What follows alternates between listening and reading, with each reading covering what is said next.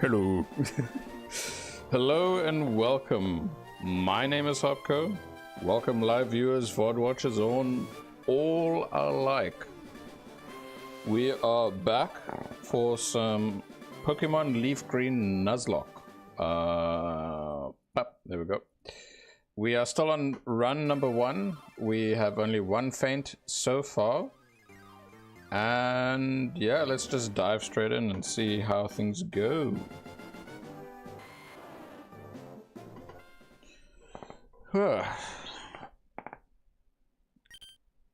Overall, been a good week. Things have been alright. Quite chill. Nothing too crazy, nothing too fancy. Overall good. Last where we left off, I evolved my Nidorina to Nidoqueen at the end. Oh, Yoshi. Yes, I'm going to train up Genesis now, actually. Or just a little bit, yeah. We got some progress to do. We just, like last time. I break right now, nice. I hope your boss isn't as, what do you call it again? Stingy today as he was the other day.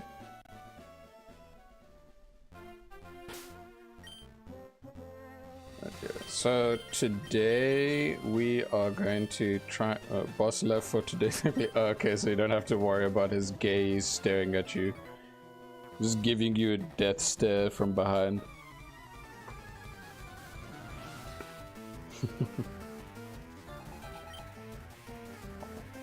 It still sucks to hear about what happened. I hope you saw what I saw. Or I hope you saw what I typed in terms of my thoughts and opinion regarding that.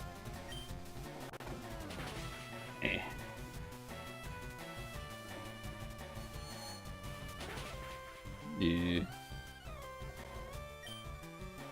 So did he even give like a heads up about things or what? In terms of your side of things? Or your side?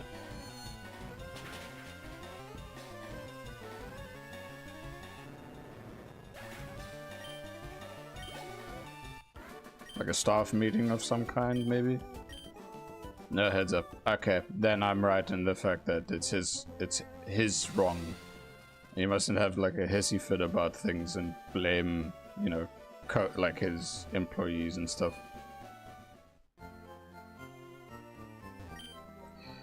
But that's just me opinion. So yeah, I just hope that overall his head gets cooled down a bit and some solution may come to pass to, well, precautions, I guess.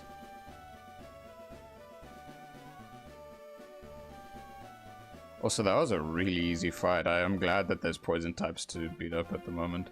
Okay, this guy over here. I know one of these guys has a Nidorino.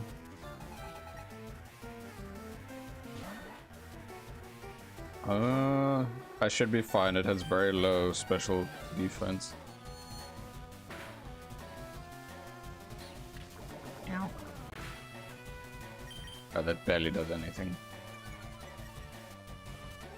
So in terms of what we're doing now, we're just going to train up some of our current mons to just make it a bit easier to deal with the next gym. And then we gotta go through what do you call it again? We have to go through the one tunnel to progress to then go to the spooky town. And then I guess easily make our way to where the 4th gym is. I just need to double check what exactly is the, like, I mean, I don't have to follow it strictly because, you know, ooh, okay. Sorry, it was not, I'm happy getting this is much better than poison powder. There we go. Acid.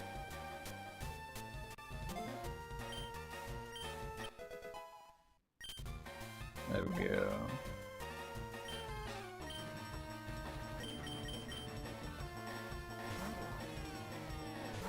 I'm honestly just finding it really convenient. Whenever there's a poison type, I can just use Genesis to deal with it more conveniently. Man going man giving some acid to copy. Yeah. I still remember who made that animation? There was an animation where a dude it was James. He had a muck and it says, "Muck, use that." Oh wait, the animation is just called Pikachu on acid. It had like a weird freak trip. It was weird. But the most iconic thing is whenever I chatted about it to one of my IRL buds, we always would just say muck. It's like, "Hey Muck, use acid." Muck. It just spits at the same time.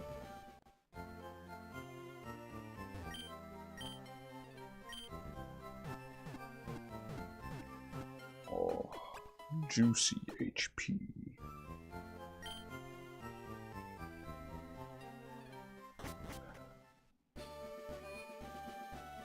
So I know the highest level mon that Lieutenant Surge has is 24.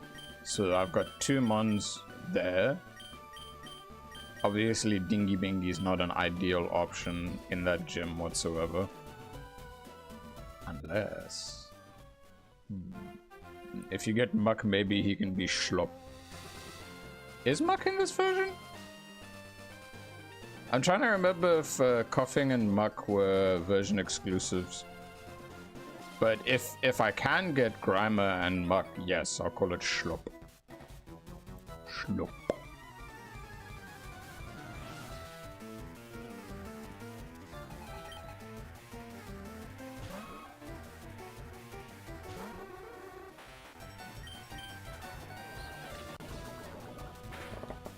Righty, thanks for popping by, me boy. Yes, may Genesis survive. Touchwood. Yeah, no, I might have jinxed myself by stating the name of a Pokemon.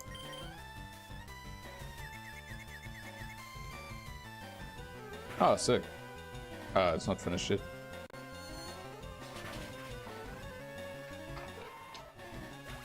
Yeah. So the other day, I don't know if you can hear my notepad. Sound of paper after so many years. Where's my pen? There it is. So the other day on Wednesday,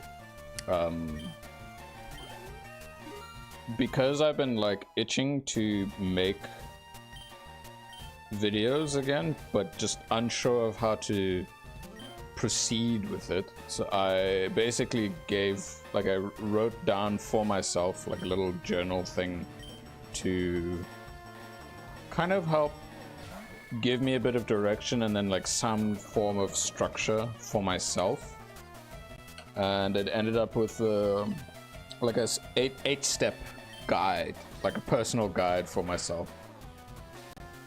And yeah, so far it's good. I left a very big note as like, videos are a creative outlet and should not be forced, which is true. True in a lot of senses, but yeah. So essentially, like I have this thing is like process of video creation in brackets at the moment. Step 1: choose a game of interest, new or old. Could also be just longer playtime in terms of personal experience. Yeah. Step 2: decide on the purpose of the video for yourself. For examples, like maybe a journal, or yeah, I guess like a personal journal of it, or a recommendation, or just stuff about it that I may like. Number 3: play and record the game for both B-roll footage and research for the video, because obviously one of the best ways to make sure you get the proper info that you want is by actually actively playing the game. And what's this? Step 4: write a script to follow or to lead you from topic to topic. overall, I don't mind the idea of scripted stuff, but I prefer being a bit more unscripted. I'll have topics to follow and branch off of, because I can just yap about a certain thing, and then with post I can edit it down, file it down to however I want. But you know, maybe I might say enough extra that I kind of like and just piece it together, but not in a weird order, because then that'd be whack. Step number 5, record the voice audio of relevant script / topic. Yeah, there's the writing, then there's the voice recording. Number 6, begin the editing process focused around the audio. That's the one most important thing, is that I enjoy focusing editing visual stuff around the audio. So getting all that footage is obviously during the time where I'm playing it for research and for myself. Obviously, like, I have a feeling that it would overall just be better with those recordings to be separate from any type of streaming, because there's the way that I stream playing a game, then there's the way that I personally play the video game. Excuse me. Yeah, I'll just keep them out for now.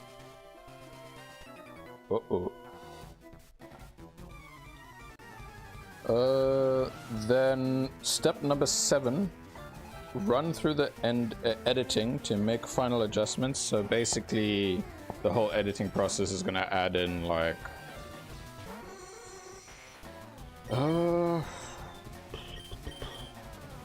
what else?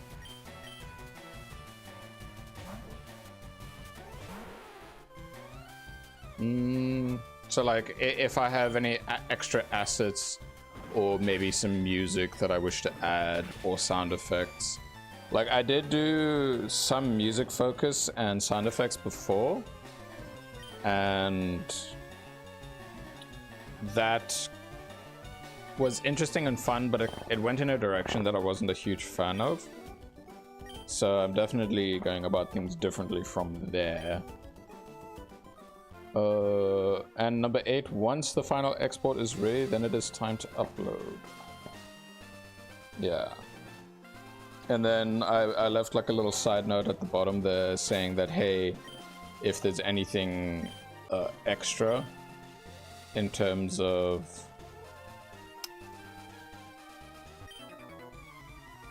what was it? If there's what's it? Adjustments to process will be made if necessary after enough experience is gained. So basically, if I run through the personal step-by-step thing for myself, then it's a lot easier for me to see what I need to adjust to make it easier, or what to remove because it's like unnecessary. But at the moment, it seems good. It seems alright, but it's just a factor of like actually getting it done.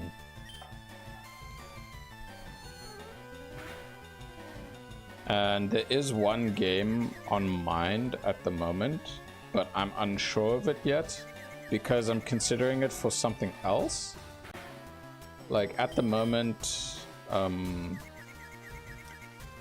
because well, today, like early this morning today, people have now been playing Monster Hunter Wilds, and like the second beta, and then it's gonna have like it's gonna be this weekend and then next weekend.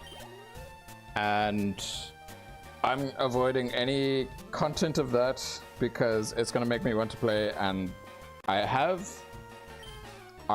pre-ordered it, but I can't play it on my current system. So yeah. Next week Monday, that Monster Hunter no healing item stream, I finally got to the point of having health regen, so I'm happy about that, like passive health regen, thanks to the Valhazak set bonus. But I'd say the problem is, okay, I'm good. The problem is that I'm gonna want to kind of step away after I beat Xeno'jiiva, so like the base game, because I personally want to try and, like, you know, step away from Monster Hunter and hype myself up for Wilds when I'm able to play it, but also I don't want to look up anything because there's high risk of spoilers. So the Monday stream frame, or the usual Monday stream game, which is Monster Hunter, will probably be something different depending on when I beat Xeno'jiiva, at least just the base game of World. So it's something we'll just have to wait and see. I can't say or decide on anything yet. We'd actually have to beat Xeno'jiiva. Whether that happens next week or not is something for us to find out. But I'm excited. Things have been going really well so far. Since last stream, I basically locked in a huge amount because I was like really heavily focusing on that stuff. So it made it hard to try and like chat about the topics that I wanted to talk about. But after a bit, I did have windows to talk about those things. Yeah, no, when it comes to Wilds, I did watch the latest trailer. And I'm gonna like, I was holding myself back from watching it, but I really had to watch it because it's like, it's from the main channel, I must see it. I know that there's like another big thing that they had, but I don't want to watch the full thing whatsoever. And dude, pain. Just pain at the moment. I really want to watch, but it's like, no, I want to save it for myself. All right, I was meant to swap to this.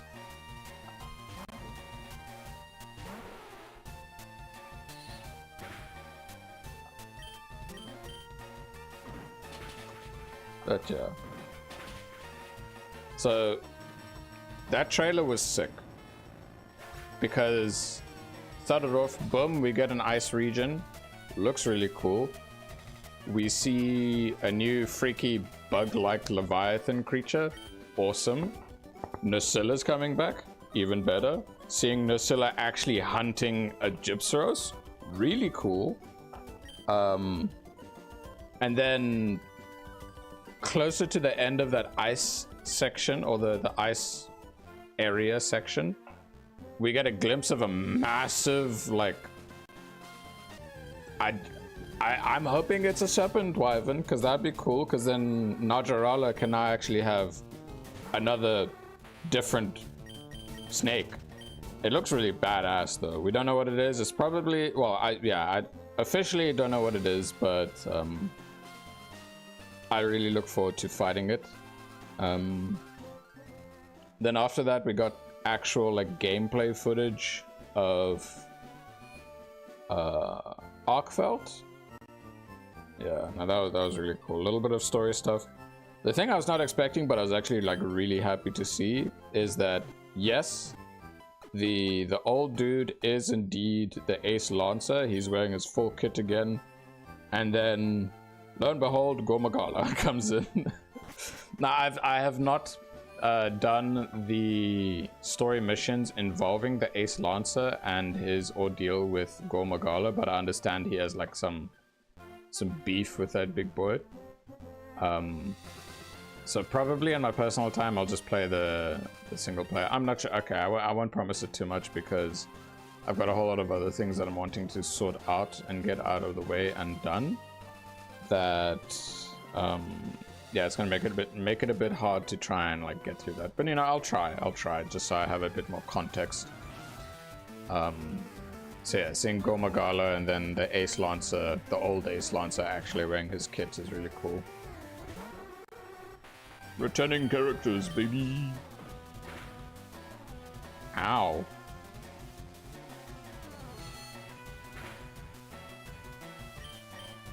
But yeah, I don't want to dive deep.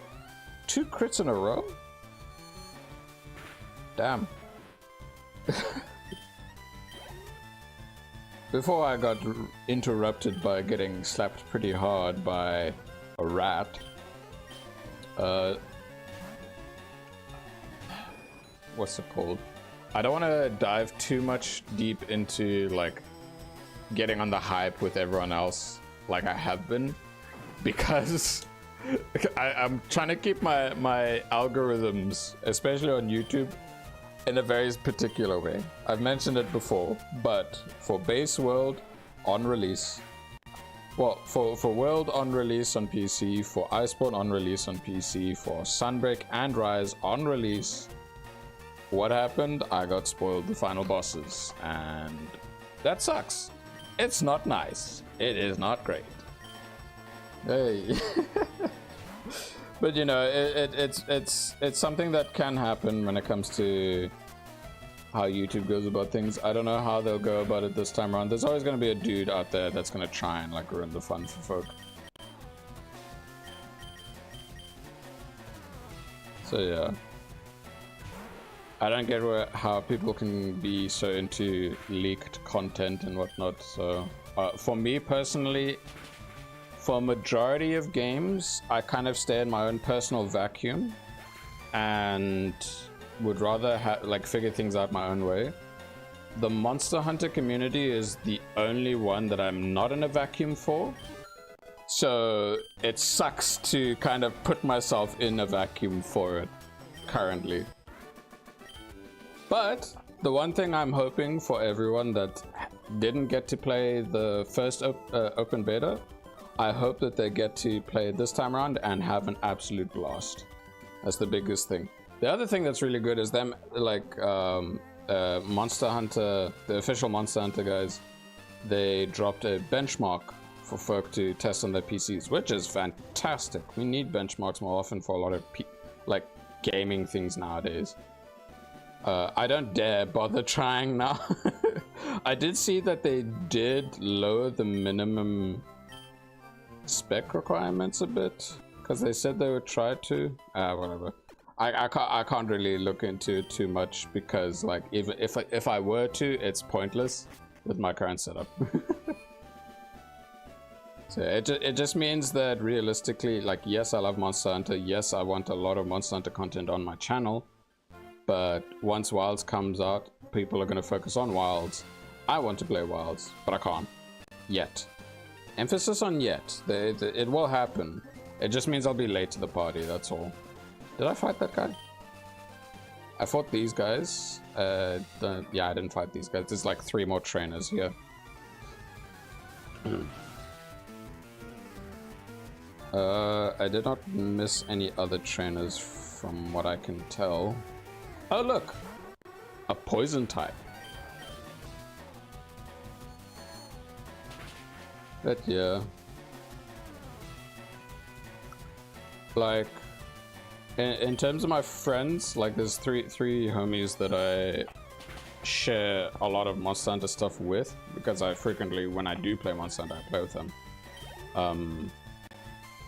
2 of them openly stated, when I let them know, like, hey, the second beta's live, they openly stated, nah, I played the first beta, I'm gonna wait until release. And I was like, okay. But it's also because in this beta now, Gypsaurus is in, and I know Arkfeld is in. Oh, there's another poison. And personally, if I was able to play the beta, I'd preferably not want to face against Arkfeld and rather face it in game.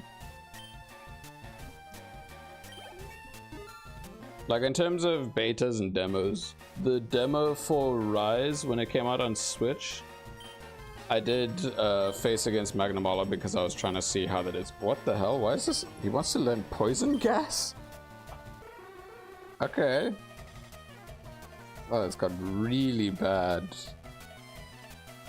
Toxic. Wait, what? Toxic gas cloud. Is it, like it makes them like really badly poisoned, or what? Or just regular poison? Like, I'm happy just to stick with hypnosis and that, and disable. Oh, I find more use in disable than I do in poison gas. So I'm not gonna learn poison gas. Yeah, no, we're good. We are good.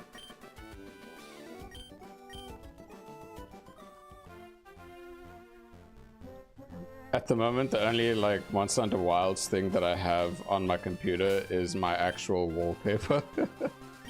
Because what I tend to do is that whenever they have like an official, like the official wallpaper come out with the title as well as the flagship or whatever the focus of that thing is, that is my wallpaper. Like for Rise and Sunbreak, especially Sunbreak, I had the main Sunbreak wallpaper as my main thing, and then whenever the updates came out for Sunbreak, I would swap it to one of those, and then yeah, just like swap between. But I always go to the official website or their Twitter or X to sort that out.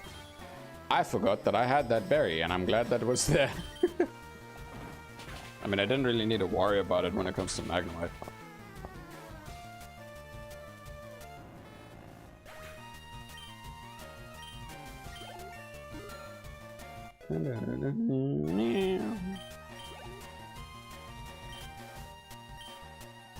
Is this the guy that has the low-level Magneton?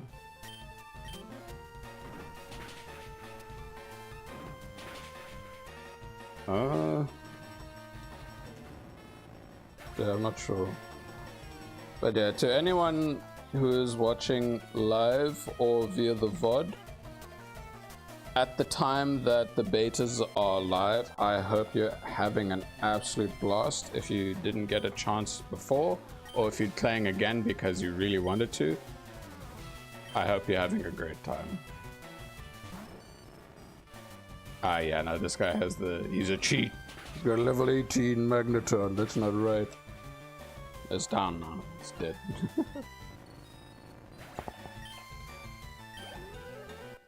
Good XP units though.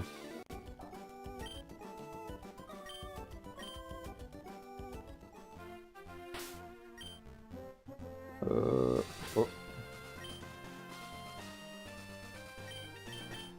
Yeah, I can just start off with this guy. Because if he has a tentacle, I can at least use Genesis.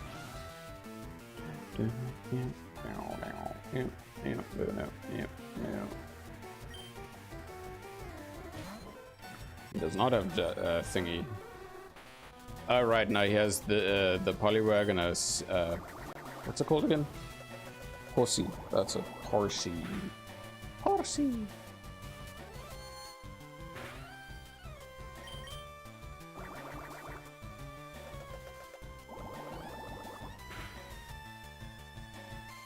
So if I can get the good rod, I can go back to Route 6 and fish up a potential Poliwag.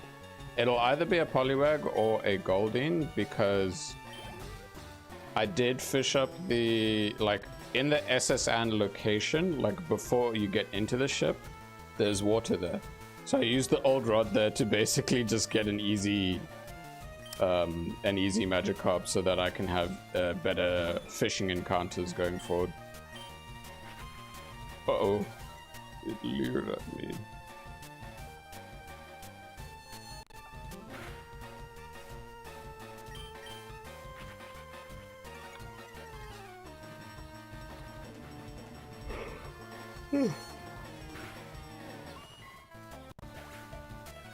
Oh dear. Looking forward to Wilds. Hope people are enjoying the Wilds beta and they can enjoy it for me.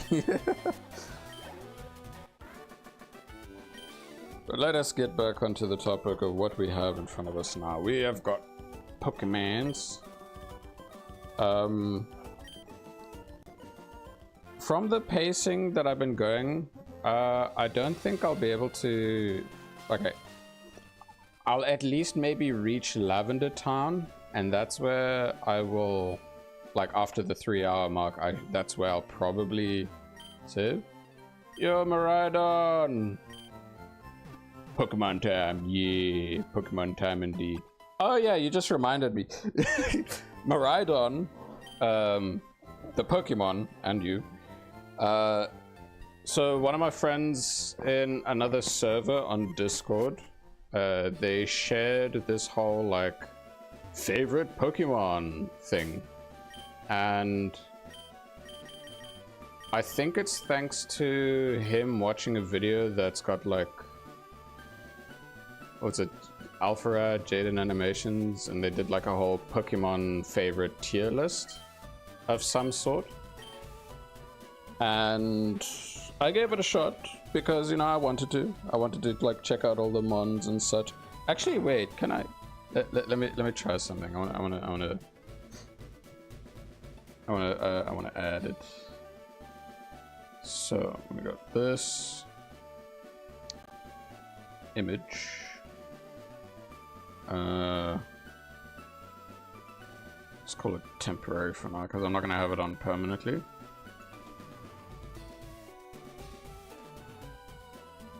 There it is. Okay, so, oh god, yeah. So Maradon, I don't know if you saw this as a thing recently, but yeah. So this is my list of things here, and let's have a good zoom in. So it has like different rows going from Gen 1 all the way to Gen 9. I've run through this before, nice. And comparing it to my other friends and stuff, I'm definitely the type of person that kind of sticks to I stick to the trope of cool looking well, what I find cool looking Pokemon visually, and also just from experience of using. One of my most favorite, like, let's just go through like Gen 1 briefly. So we got Snorlax. Snorlax I've grown to really love thanks to several what you call them again? I'm playing one right now. That's fair. Visuals are a big deal, yeah. So there's visuals that I like, and then there's ones that I grew to like because of Nuzlocks or one-type challenges. So yeah, Snorlax has grown to be a favorite thanks to several reasonings. So it's a Nuzlocke or just regular playthrough and like all sorts of things. Charizard, I just found it to be like, out of all the fire types in Gen 1, I found it to be cool. Gyarados, special to me. I like big boy Gyarados. Weepinbell is especially thanks to a Nuzlocke. I grew to really like it for what it is. Is there an option for me to capture my cursor? Hold up. How do I do this?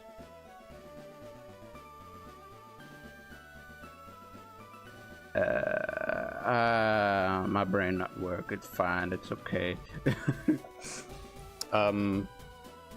Wait, now I have an idea. New.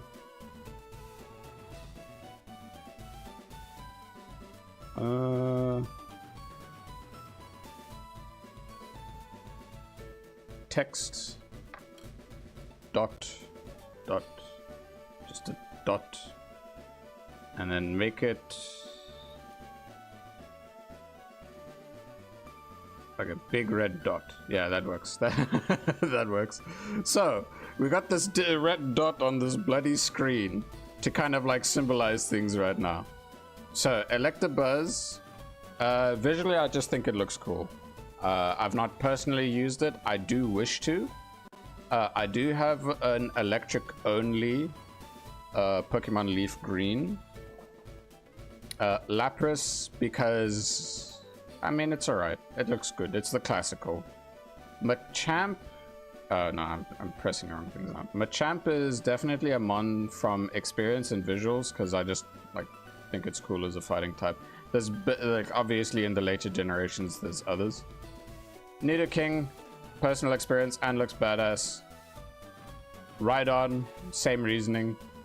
Pidgeot, in my first ever playthrough of Pokemon Fire Red, I chose Bulbasaur, and like basically my Pidgey at the start and my Bulbasaur at the start were like my two main duos, and I'd swap between them so often. My strongest ended up being Pidgeot. So yeah, for Psychic, Slowbro, because he's a funny guy. I like him. He's a silly bugger. He's cool. Let's move this across a bit more. Okay. We got Aerodactyl. I grew to really like this mon because near the bottom, it's a bit easier to see like what my favorite type is. Gengar, I mean, well, I think it's the coolest out of the ghost type, even though it's just its evolutionary line. But anyway, same with Dragonite.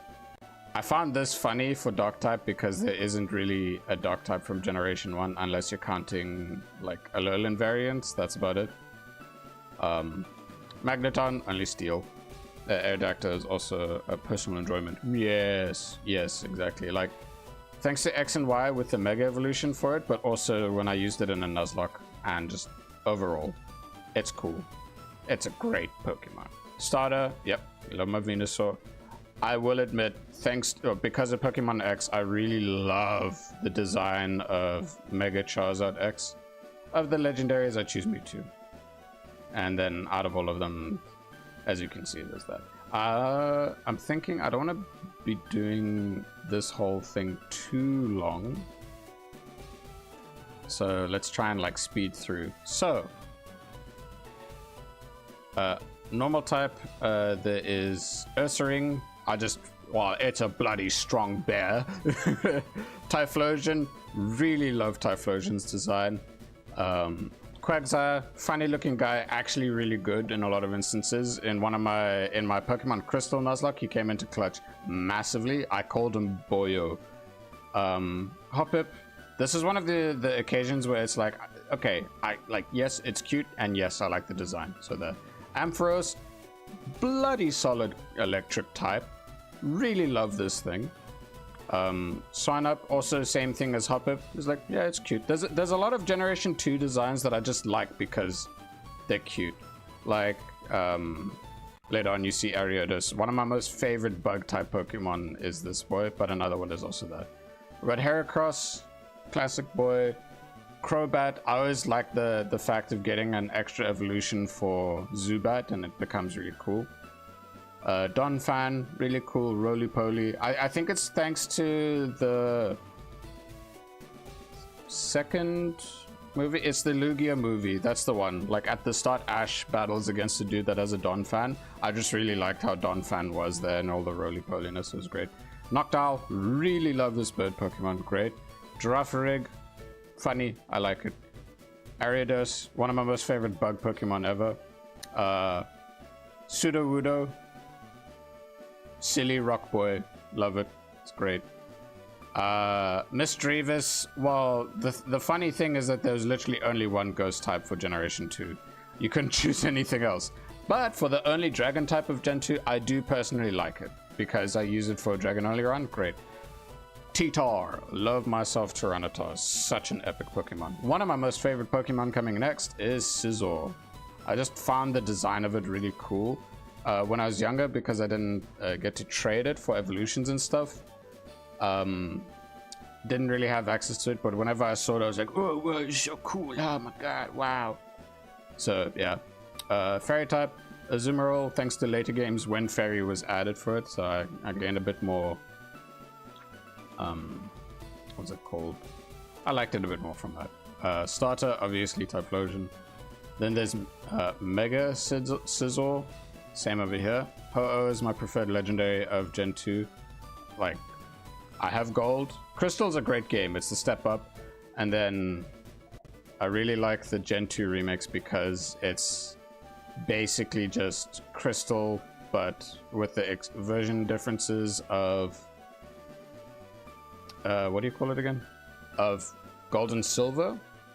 But yeah, all the nice additions and stuff. Alright, Generation 3, one of my most favorite generations. Gen 4 is my most favorite, but Gen 3 is like special in my heart because that's when I really started to play the games on my cousin's Game Boy. Got Exploud. I found it like a really cool normal type. It was great. One of my most favorite Pokemon of all time, my most favorite starter, is Blaziken. We got the Crab. Innocent. Ah.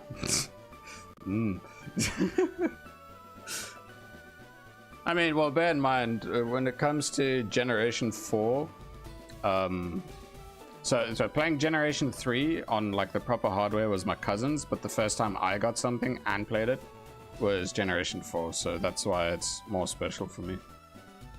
So we got Crawdaunt. I distinctly remember when it came to trying to find it, I was proud of myself to go to the one route where the daycare is, and I was like, I'm gonna use a good rod and fish in the pond here, and then I got the little corfish, and I was like, oh my god, that's where it's from.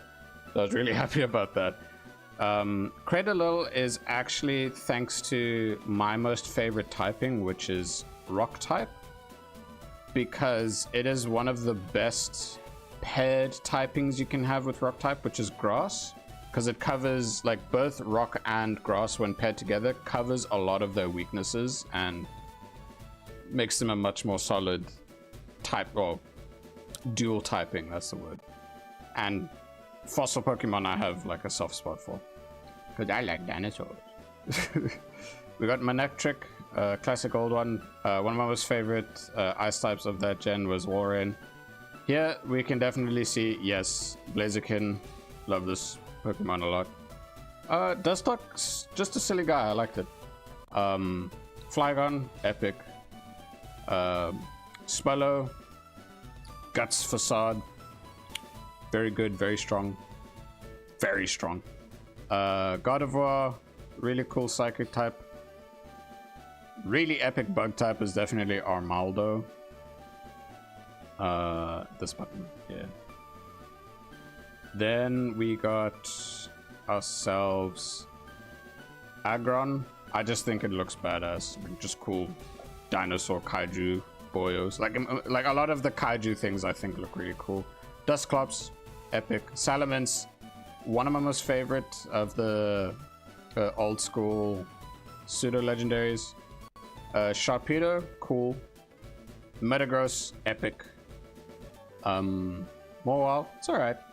You get Blaziken again here, and you get Mega Blaziken. You get Rayquaza, because I played Emerald more than what do you call it again? Ruby Sapphire. But out of all of them, regular Blaziken still stands on top for me. Right, now for the good old Sinnoh. So for Sinnoh, one of my most favorite of all time normal types and flying types, as you see here, like all the way in this corner right here, is Staraptor. I had a very similar setup in terms of my starter, because I went with Turtwig, my favorite like grass Pokemon of all times, Torterra. So it was a similar situation of Venusaur and Pidgeot, but it's like Staraptor and Torterra. Of the fire types, there's very few in Generation 4, but I do like what they did with giving looks at Staraptor. Bird. One of my first shinies ever was actually a Starly, and I really like it.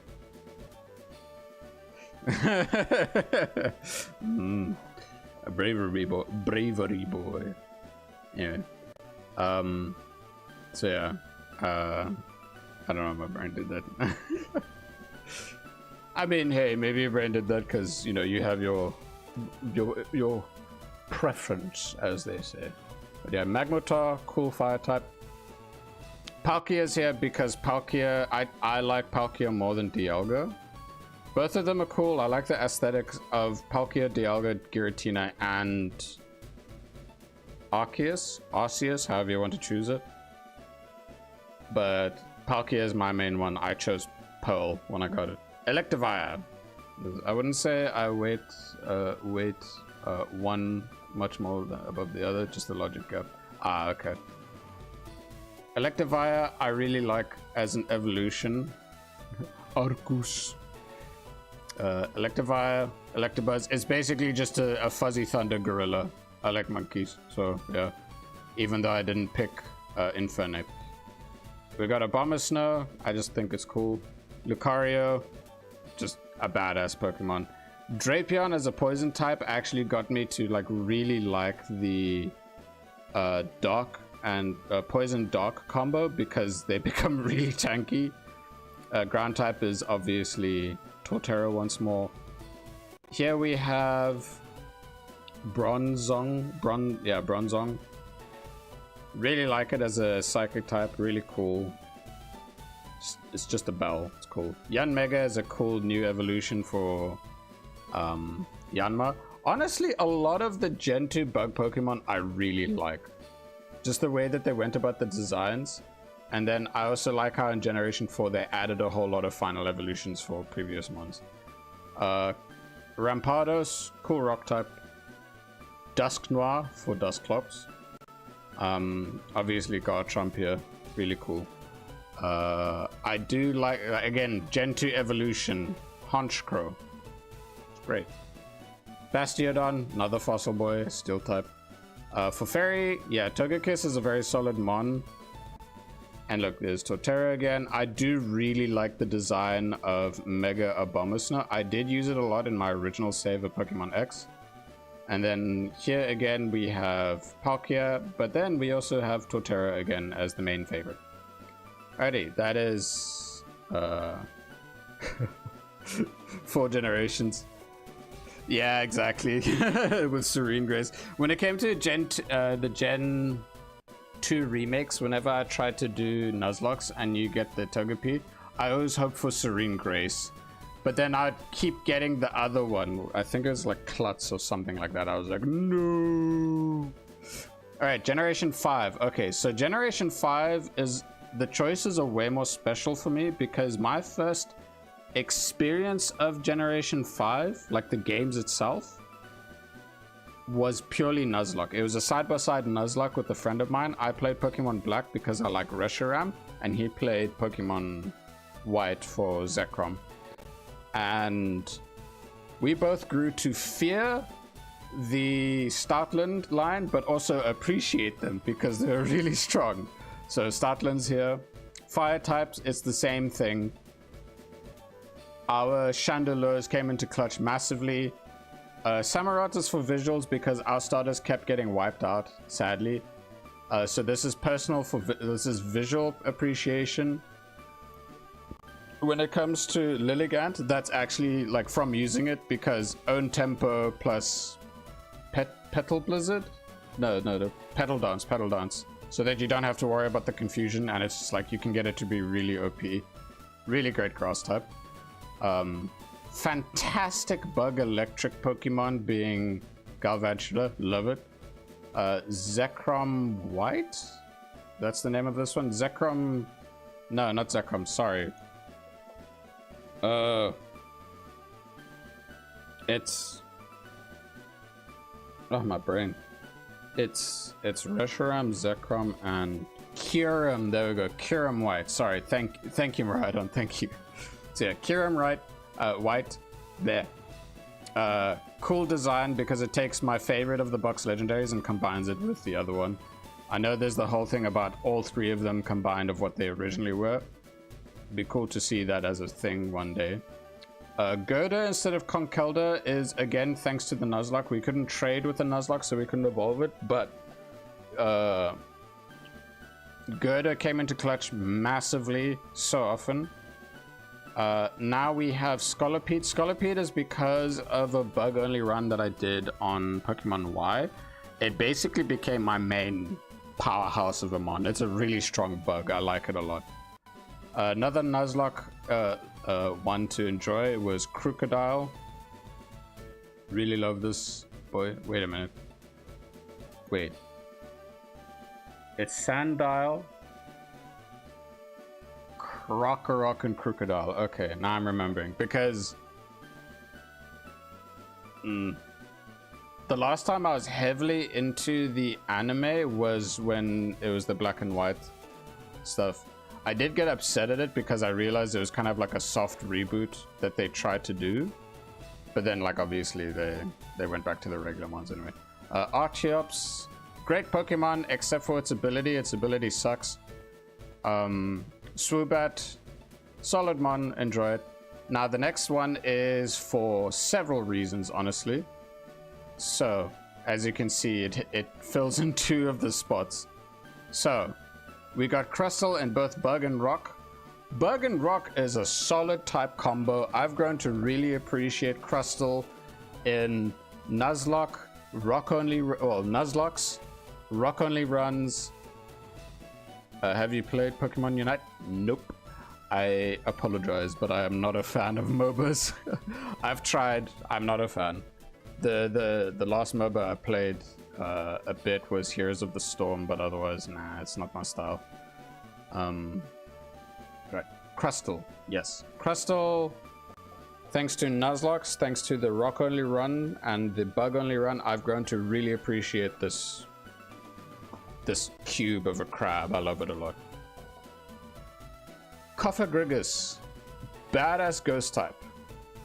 Yeah, hot. I don't even know if that game still is supported nowadays. But anyway, so Coffagrigus, solid, lasted the longest out of most of the mons in the Nuzlocke that me and my friend did. Haxorus lasted a really good while, but during the Elite Four, that's when I lost it, sadly. But otherwise, really solid mon.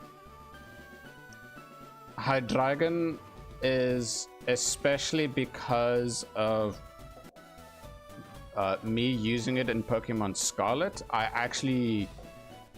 so there's two Pokemon in Scarlet that I actually went out of my way to breed to get a shiny, and it's these two right here. It's Hydreigon because I like it when the blue becomes green, and Bishop. Well, later on it's King Gambit because I like how it turns the blue. Fairy type, I was just neutral. There's only two, so I was like, it's okay. This is it. Starter, prefer Samurott. Mega Evolution, I like the Mega Odino, which just adds the fairy typing. Pretty good. Legendary, Reshiram. Favorite of this generation, definitely Crustle. I barely gave myself experience with the starters because they kept dying in the Nuzlockes, which sucks. But anyway. Alright, Generation 6. The first of the games where I had the most amount of playtime up until Pokemon Scarlet. So, Pyro, really like the design, it's just a cool line. I like the gender difference that it has between the male and female line. Then we got Mega Charizard X, love it. My favorite starter of this generation is Greninja. So Greninja's over here. Mega Venusaur, Mega Ampharos, Mega Glalie, of course, Mega Blaziken, Mega Beedrill, Primal Groudon, Mega Rayquaza, Mega Metagross. Let's push this further this way. Where were we? We got Mega Scizor again. We got Tyrantrum because it's a T-Rex. It's cool. Aegislash, really cool Pokemon. Love it. Yeah, Mega Scizor. Aegislash, really epic Steel type they added. Again, Mega Charizard X, and we have ourselves Greninja again. Then there's Mega Metagross again. Xerneas, in my opinion, is one of the coolest of the fairy types because it's like, it's the big fairy type legendary when it came out, and it was like, okay, this is cool. Starter, boom, Greninja, Gimmick, Charizard, legendary, I had X. Aegislash, Mega Charizard X, Greninja, Mega Meta, yes. This is where there's a lot of overlap, but it's just from preference. It's fine, it's favoritism. And at the end, my most favorite mon from this generation is definitely Greninja. So, time for Generation 7, where I genuinely despise the games, but the Pokemon themselves I really enjoyed, and I appreciate that they were in Gen 8 and 9. So I got to like them a lot more. It was mainly just the story and the handholdiness of the cutscenes and the constant stuff. It was just a pain in the butt. But anyway, I did beat it twice at least. No, 3 times. One for Pokemon Moon and then twice for Ultra Sun, Ultra Moon. The first Ultra Sun was just a rush to the end to beat it, and then the second was a Psychic only run. So Drampa, really like the idea of it. It would have been cool if Drampa was going to be the Dunsparce evolution of some way. It's fine. Turtonator, cool idea. Araquanid, really cool. I like it. What was this one called again? Morlul, and then its Prevo is Morlul. Oh my god. I've gotten to the point where there's so many Pokemon that it's hard to remember some of the names. Yeah, well. Alolan Raichu, like the design. Alolan Sandslash, really cool. The Prevo of Crabominable. Oh my god. I can't remember the name. What's going on with me? But anyway, I was really disappointed when it came to trying to evolve this thing and when to evolve it. And then its evolution, Crabominable, and meh. Alolan Muck, again, dark poison type, epic. Damn it, what's its name? I knew Sandygast was its base. Oh well. Anyway, this one was good. Toucannon, I grew to like it more thanks to the one DLC in Scarlet. Then we have ourselves Ultra Necrozma. I thank the Psychic only run for me to actually use it and just wipe everything out. Golisopod is really cool. I just, again, there's something about like really like big bulky bug types that are strong I like. Duskform Lycanroc. Having a fast, strong rock type is nice. This sand castle thing, I can't remember the name. Niagadinol something? Ah, oh my goodness, I'm really forgetting some of these names. That is bad. Anyway, I like this one. And then there's the Alolan Muck again. Melmetal, really like. Oh my god, dude. I feel I have failed myself for forgetting the names of some of these mons. Like, this is bad. Because I used to always, like, make sure that I remembered them off by heart. It's Morlul to what? I need to find out. Morlul.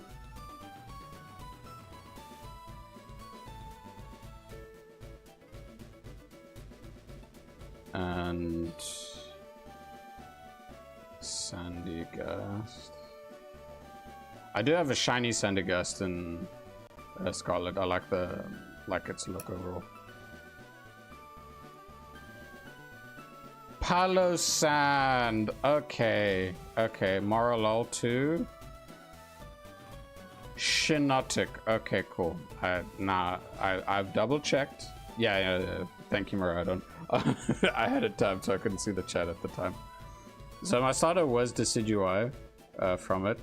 You get Necrozma, Melmetal. I found Melmetal just really cool overall. Even though it wasn't even in the Gen 7. Well, okay, technically Let's Go Pikachu, Let's Go Eevee is a Gen 7 game. Then we got Generation 8, Sword and Shield. Here's my boy Snorlax again, G-Max Charizard. And then this is also a mix of, I can't remember how to spell it, and it's very nice. The double eye is the front, and the single eye is at the back. You're close to it, so yeah. It is a very niche Pokemon. I basically was using it a lot at some point. I can't remember in which game or whatnot. Anyway. Thanks to Legends Arceus, I really grew to like the evolution of Basque Legion. I just found it really cool. G-Max Venusaur, Toxtricity, cool. Galarian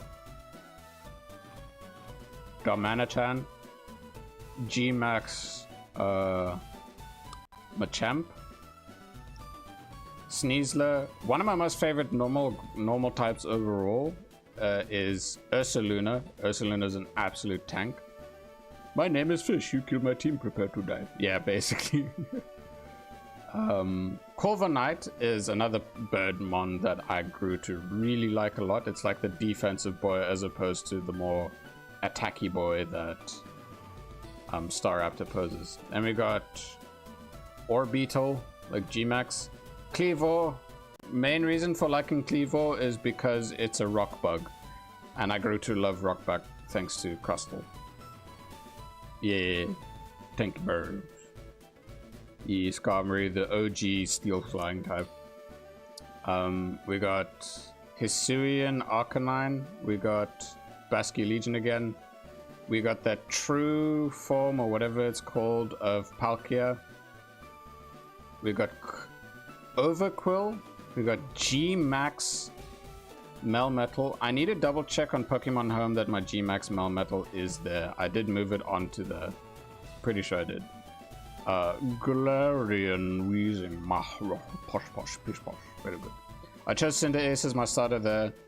I chose as my starter for... What do you call it again? I chose my starter for Legends Arceus as Typhlosion. Well, Cyndaquil because, well, as you saw in Gen 2, preferred starter and fire type is that. Of them, yeah, I grew to like... Legends Arceus was a bloody fantastic game. I really enjoyed it. So I'm looking forward to Legends AZ whenever that comes out. ZA, sorry. It's ZA, right? Anyway. Generation 9. Even though the game's got a lot of issues and bugs and stuff, I have loved it, and it actually became... Well, okay, mind you, I played the entirety of it co-op with my girlfriend. I haven't got to play it, unfortunately. One day you shall. It's good game, good game. But yeah, my experience with Scarlet and Violet was special because I played it in the entirety of it co-op with my girlfriend. I have Scarlet, she has Violet. So we didn't have to worry about version exclusives or anything, and we had helped each other out with a lot of the stuff, and we'd just try and progress at the same pace. And I would read the... That was the chair, by the way. I would read out the dialogue, and we'd read out the dialogue, put on funny voices and stuff, and we just overall grew to really enjoy the game. Even when it crashed, even when it had issues. We just liked it. It's fun. We had such a blast, and that game, like we did the end game, you chose the wrong game. I mean, both is good. Yes, both is good. I mean, like Miraidon, what I was gonna get to is that especially once we reached end game and did a lot of things, you know how you get your extra box legendary at the end aside from your riding Pokemon? My girlfriend and I swapped them, so I have that Miraidon that she caught, and that Miraidon has basically become one of my most favorite ones to use as like a golden way to like, oh, we're having a tough time in what's it called? We're having a tough time when it comes to the high-end terror raids, and then we're like, when in doubt, Miraidon. Just bring in Miraidon. Use Reflect to support the team. Spam several frigging what's it called? Metal sounds, and then just I have it set up with metronome parabolic charge, so that and then it has electric turret, so it just spams and heal itself and just does huge damage. It's great. I love it. But yeah, of the normal types, it makes me so happy to get evolutions for old gens again. So we got Farigiraf, because we have Girafarig, now we have Farigiraf. All of the starters of this generation were fantastic in their own way, because the last two generations, generation 7 and 8, I kind of struggled, but this generation it was different. My girlfriend went for Meowscarada, my other friend went for Skeledirge, and then I went for Quaquaval. And when we got to the point of having Dittos and stuff, we immediately gave each other the eggs for the other, you know, to trade for one another's starters, so then we could have them all there. Skeledirge, fantastic. Quaquaval, fantastic. Meowscarada, fantastic. Raging Bolt is a really badass Pokemon. There's just something about it that I like. Of the ice types, I grew to really like Titan. I have a shiny one. It's a really cool type. Like actually having like a really chunky ice type that does really good damage when you have it set up. Great. Mind you, most of the end game we did was just mainly terror raids. So anytime a lot of the mighty mark stuff came around, not all of them, just some of them, we had a blast. It was great. Even when it came to the DLC, we did the same way that we did the base game. Then come the end game, we all have fun together. Then the next DLC, all fun together, same thing. The other solid Pokemon that I really enjoyed using in terms of the terror raids was Iron Hands. Just really tough, strong boy. For both Poison and Ground, we got Clodsire.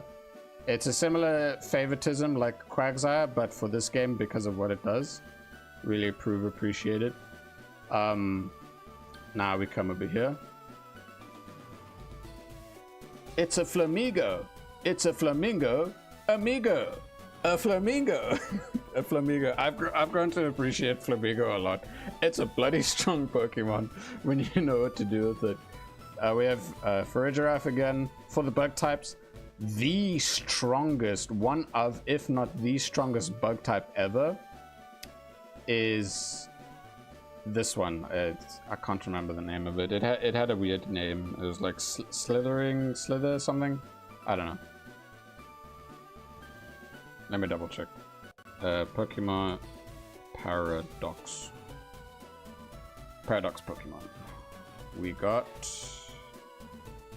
Slitherwing. Is it Slitherwing? Yeah, it's Slitherwing. Slitherwing is like one of the strongest, and it was like cool. Slitherwing past Paradox Volcarona. Yeah. The big salt tower dude thing. It was Knackley something and Garganacly? Garganackle? Let me double check. I didn't use it much, but I just found it visually cool.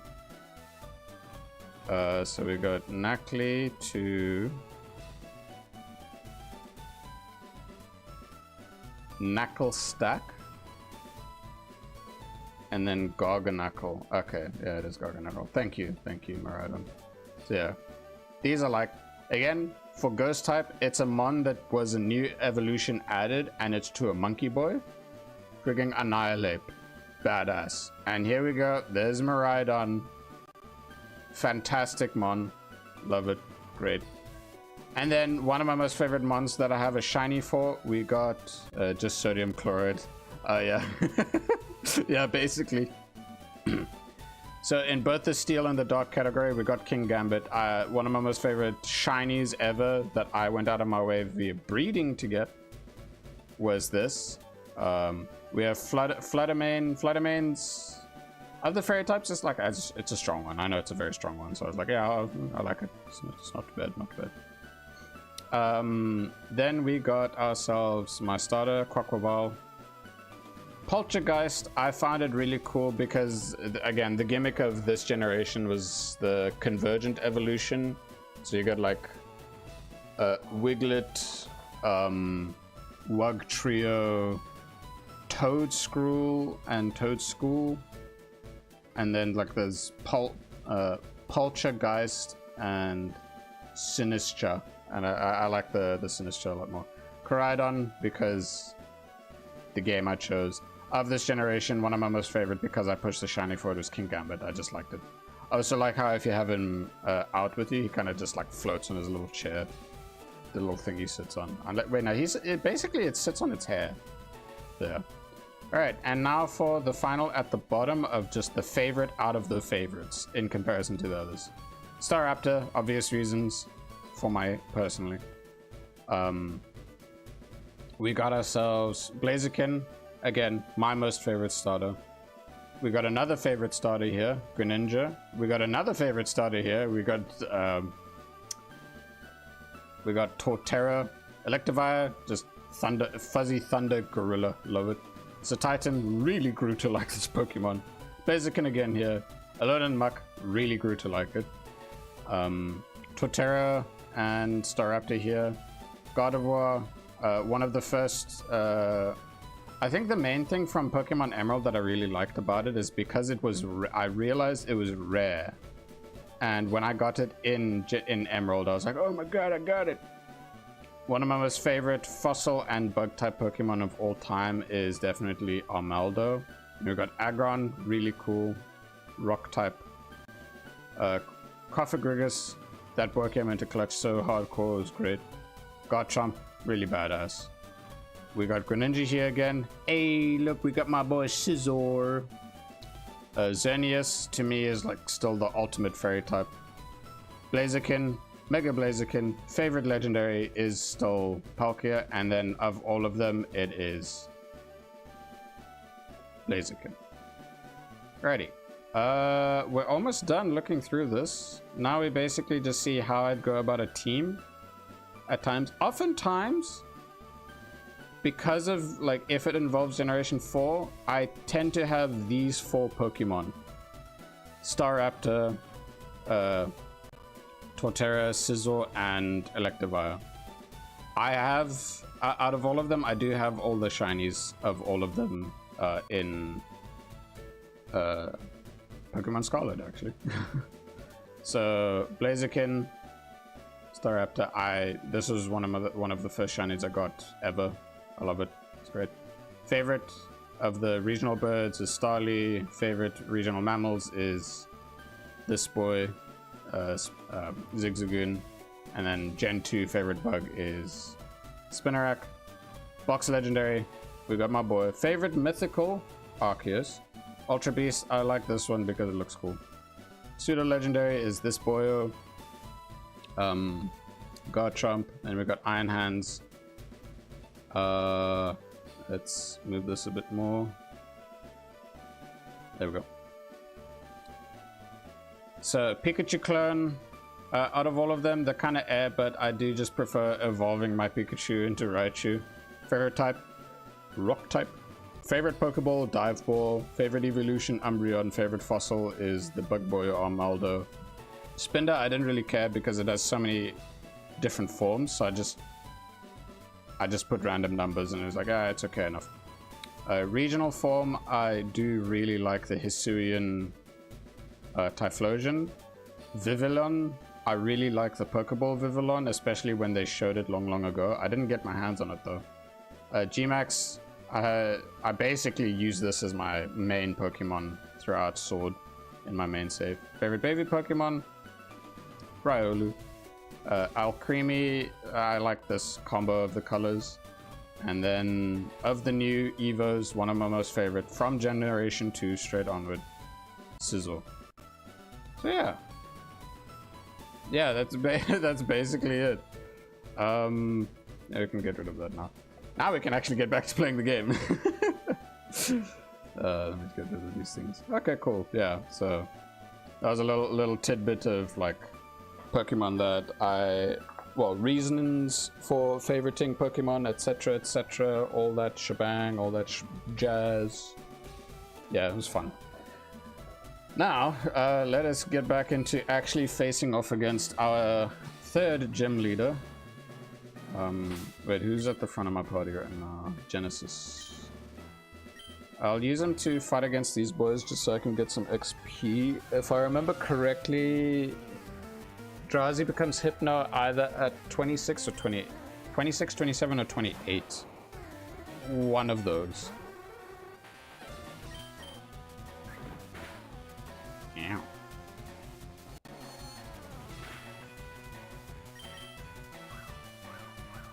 Uh-oh. Ah, okay. It's gonna be like that, is it? It's gonna be like that. God damn. But yeah. That was fun. Just going through the whole list of all my favorite ones again.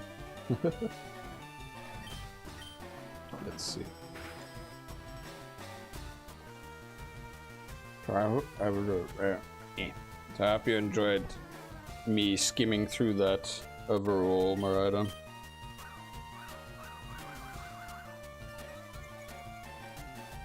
Like, there's a lot of tales for a lot of Pokemon in general, for me personally.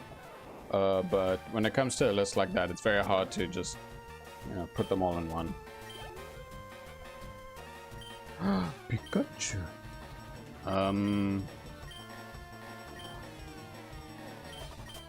I'm just gonna use acid on the Pikachu.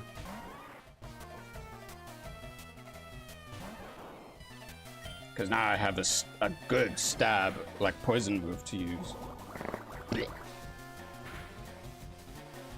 Holy, oh my goodness. A reminder that frigging the Bellsprout line is actually really strong. This chair is all squeaky and stuff. Fantastic. I'm just gonna top up my Genesis and then fight the other dude, because I don't want to have to go back and forth too much.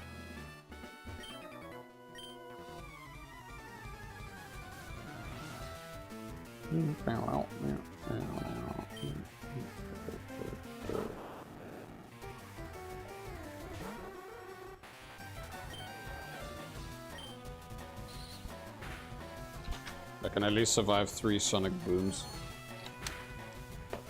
I do not do good damage though, unless... Will the second one confuse it? Okay, I'm good to survive 1 more sonic boom and then I'll swap out. Will I take it down in time?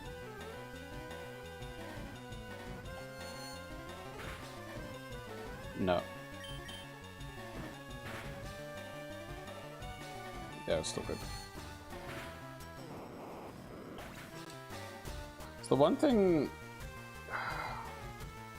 especially now, I guess, but it's kind of, I think it's a relatable thing for a lot of people, is missing out on certain consoles growing up and certain games growing up.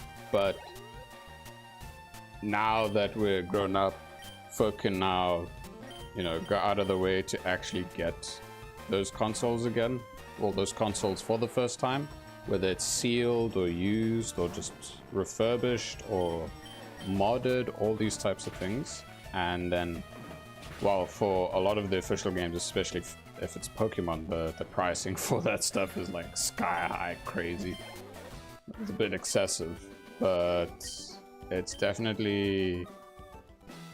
Well, it's one of those things that's definitely on my list big time. Like, I had friends that were mad lads enough to actually let me let me borrow the PSP for like a weekend, and they got me to they allowed me to play like some of the games.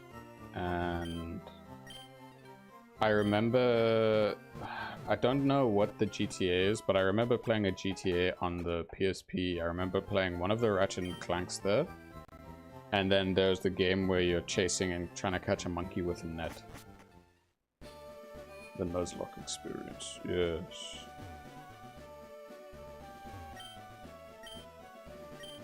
Battle heal, battle heal. Yeah, I mean, hey, at least it was 2 battles before he healed. And now I'm going into the 3rd, but one can't be too safe. Yeah, especially in like a pre... Wait, was it Generation 5 or Generation 6 when they nerfed crits? No, it was Generation 6 when they nerfed the crits, so that it doesn't just straight up do double damage. I think. It's really hard to remember.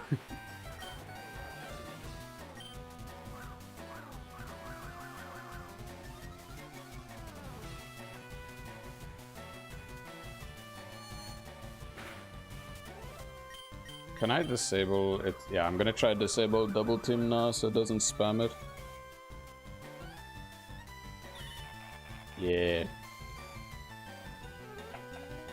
Screw your setup moves. Oh, okay. Yeah, no, I've had too many Nuzlocke attempts in the past with some things where it's just pain. Where things will literally just go completely like 180 sideways. And you have no, like there's nothing you can do about it either.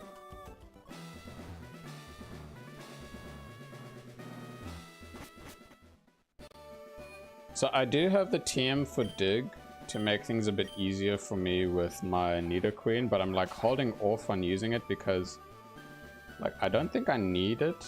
I know that there's the store later on that I think I can buy more of the TM, but I'm not sure.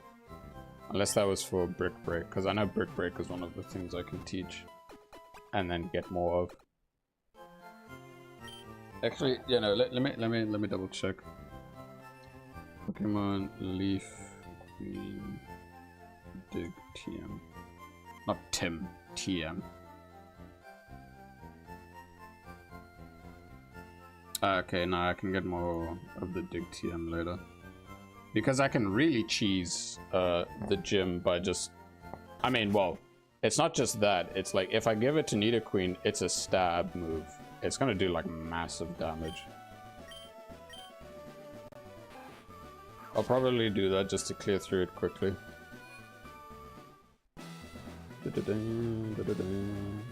This one? No. This one? No. This one? No. This one? No. This one? No. This one? No. How about these? No. No.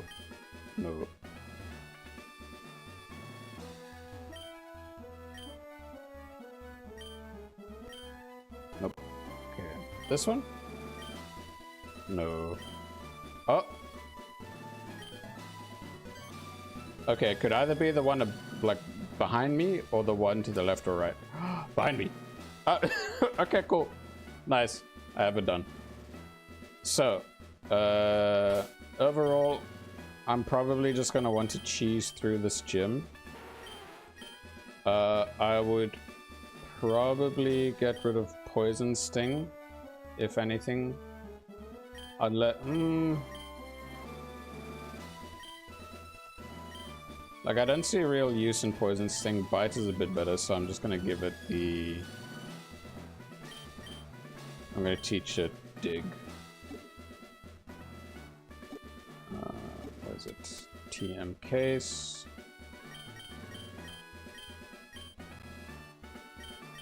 Technically, I could teach it Brick Break as well, because I think Brick Break is stronger than Double Kick, because Double Kick is like up to 60 power. Brick Break, I think, is 75 power.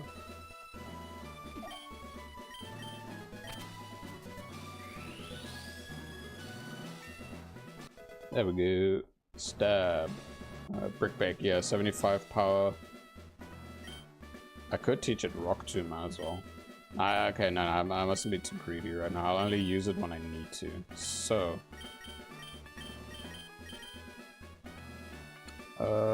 yeah, let's just dive in. It's just wreck Surge, Lieutenant Surge right now.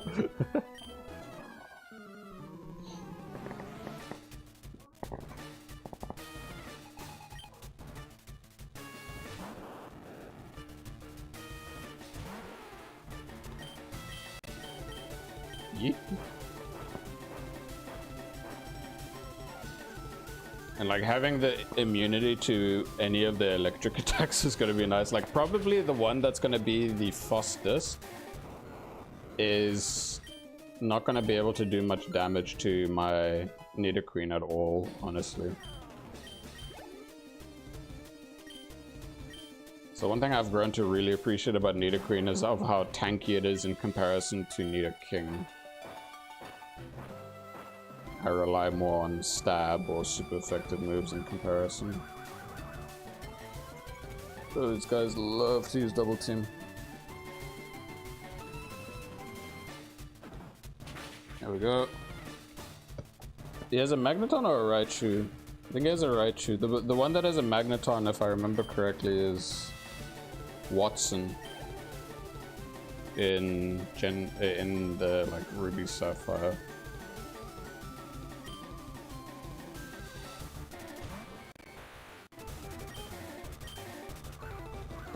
Yeah, it's a bit faster.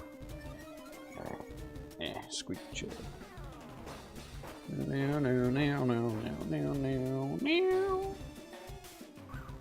If one day, I know that like I could get a PS Vita, like a used or a new, like a sealed PS Vita, because it technically plays all the PSP games, no? Unless I'm wrong on that. I assume it can play all the PSP games. I mean, the main appeal of it is because it has the second joystick on the other side. But yeah, that's on the Sony side of things. In terms of Nintendo, I do still have my original DS Lite. Having a Game Boy Advanced would be cool. Like the original, but like probably modded so it has a backlit screen. Yeah. Like a backlit screen, or I can get an SP, a Game Boy Advance SP, because that's what I played on with that my cousins had, the clamshell thing. All right, that gym was extremely easy, but that was a given because I have a Nidoqueen and I taught it Dig. Next gym is gonna be. Well, you say grass, but it's got a lot of poison type anyway, so I can just use my Genesis against it. Like, yes, there's a trainer that has like Tangela. Well, there's Tangela there, and then there's like Executor, but you know, it's just like there's ways to deal with them more easily.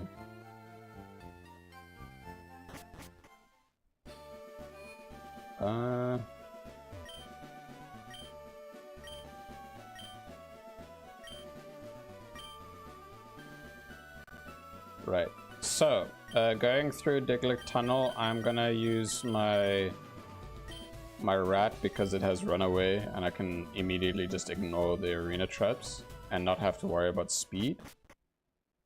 Because I could use my Pidgeotto, but it's better just to have something that's a guarantee, because what if there's a Dugtrio? Because Dugtrio is pretty fast. Also, this Diglett's level 22, but look at this. Use Runaway. Wow. Some reassurance, at least. Like, it will be important to at least get the Rattata to eradicate, so that it... More so that once I have the HM for strength, then I can use that on it. And Rock Smash. I don't know about Surf, though. I don't think the rat one evolves in Surf. This is where Bidoof is probably like one of the best HM Pokemon to have ever. Bidoof.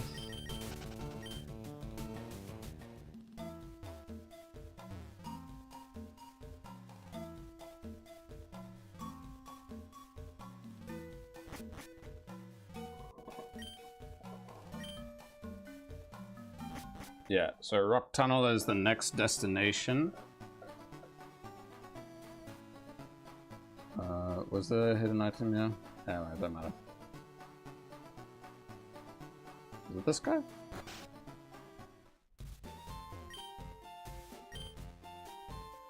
No. Oh wait, no, yeah, no, it's further this way. Who would I teach the Flash TM to? It's such a niche thing. I could just use one of the Mons as a fodder Pokemon, basically. Like a fodder Mon with Flash, and the only time you really use Flash is there.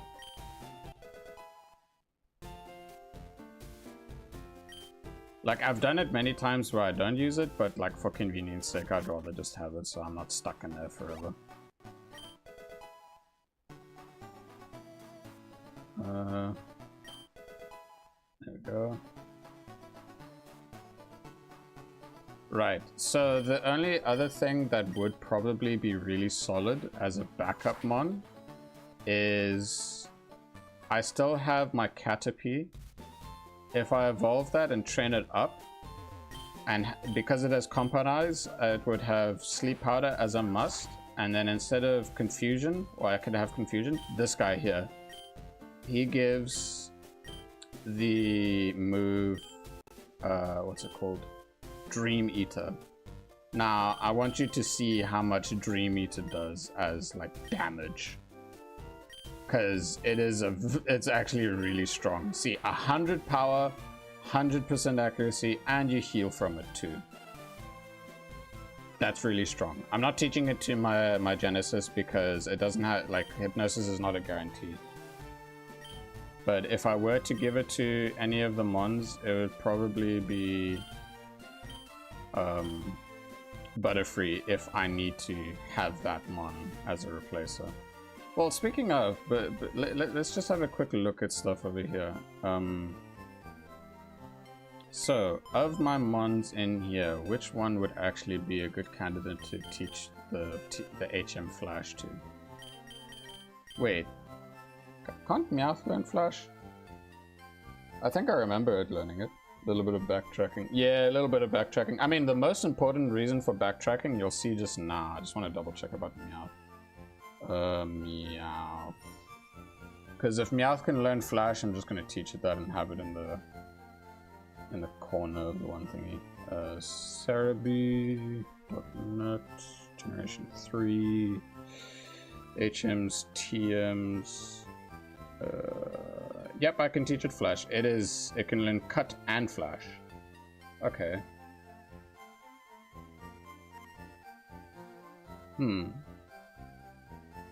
Okay. Yeah, I'll have it use Cut and Flash.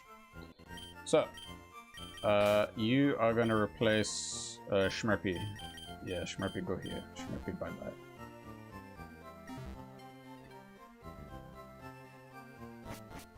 So we got our kitty cat that's gonna have like a shiny coin on its head that it's cool to just imagine it more as, oh hey, you tap the coin on the cat's head and it looks like a flashlight, like a miner's helmet flashlight.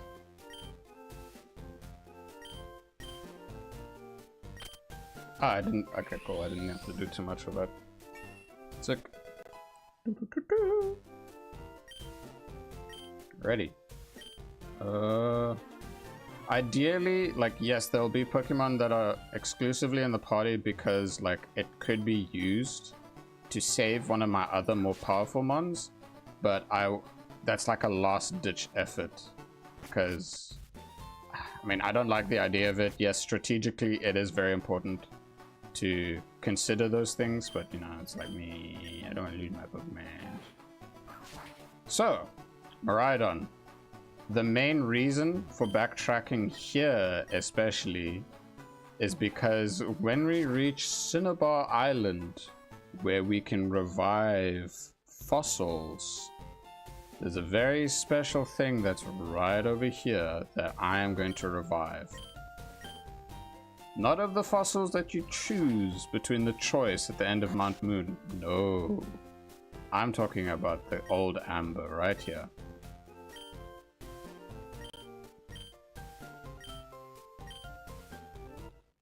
There we go. Also, one of these dudes teaches... Was it Kanto or Seismic Toss? This guy. Many things below. Super... Yeah, Seismic Toss. At the moment, I can't think of any of the mons. Also, Seismic Toss is only really, like, good once you have a much higher level. Yeah! Eventually. But yeah, so now I don't have to worry about going back there again. Alrighty, back through here, and then all the way to Cerulean City. And then we're gonna make our way to Rock Tunnel. Violet Town? It's Violet Town, yeah. The creepy music place. And we're gonna make our way to Cerulean... no? The town where the grass trainer is and the big mall.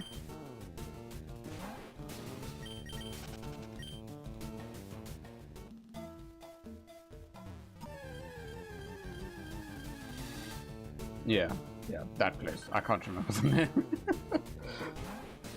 Like, off by heart right now, I can't remember. Wait, did I even grab the town map in this? I did.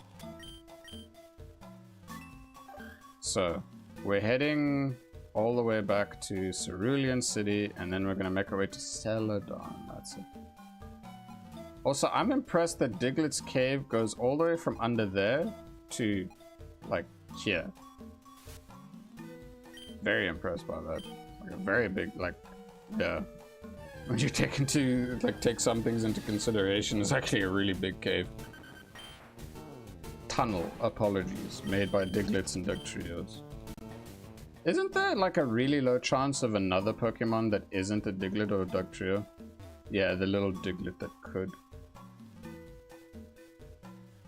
No, wait, I'm thinking about, okay, so Violet Tower, if that was the name of it, the tower with the ghosts.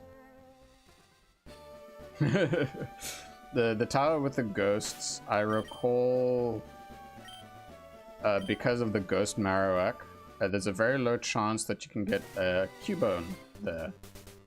So it's like Ghastly, Haunter, Cubone. Wait, don't I have a bike? Didn't I? Yeah, I do have a bike. Where is it?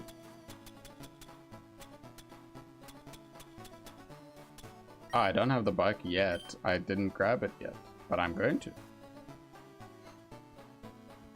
Because I have the voucher.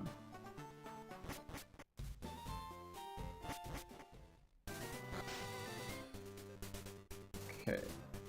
So, we're gonna have a new route, but if I'm not mistaken, it's actually not gonna have any new Pokemon for us, so it's gonna be a route for if we lose any of those mons there. I remember cycling up and down the path to hatch eggs. Yeah.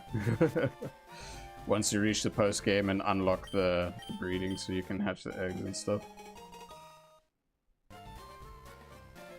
Like, I'd say I really got into the breeding for Eevee, or not Eevee, like Eevee training I only got into more in Scarlet and Violet because it made it a lot easier. But for IVs and stuff, I especially like loved figuring out how to go about the different routes and stuff to like really get into it.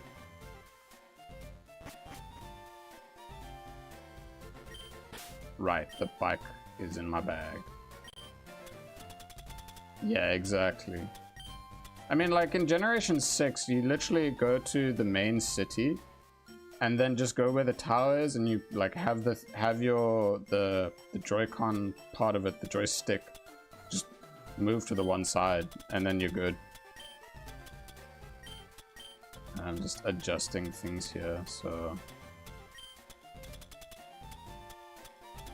we're gonna have the old Amber at the top because it's special. Ah, I didn't mean to press that button. Oh. Okay, there we go. Alright, so, in terms of my notes, what do we got? I'm trying to remember if I wrote down that I beat the gym leaders or it's just keeping track of my encounters. So no, I didn't write down whether I beat the gym or not. That's fine. Alright, so this is where I actually have to bring my note up. So we are in route what? Route 9. From my notes, route 6, I also didn't catch anything because I have everything that I could on land. It's just either surfing or with the higher tier fishing rod. So route 6 and route 9. Because if I remember correctly, route 9 just has like Rattata, Eradicate, Sandshrew, Spearow, Pokemon, LeafGreen, route 9. Yeah, my pen is gonna open up. Encounters, route 9.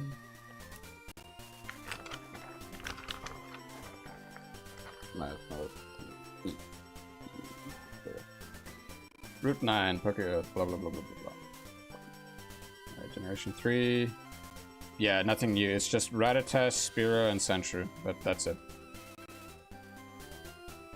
Well, that means I do not have to worry about anything here for now, as long as I keep those particular mons alive.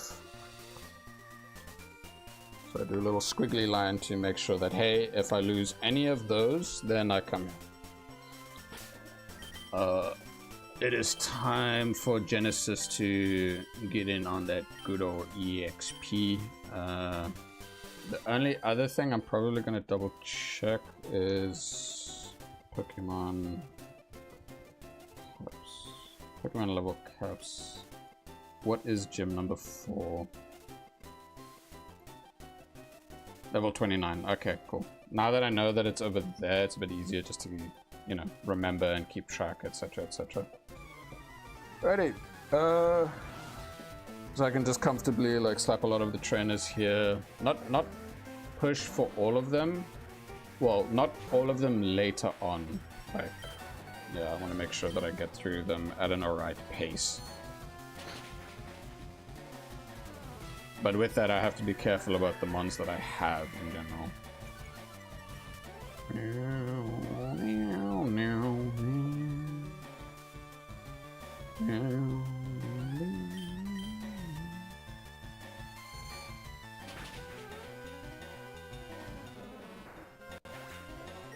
Like, one thing for sure is that Genesis, as long as I'm leveling it before the 4th gym, will definitely level up.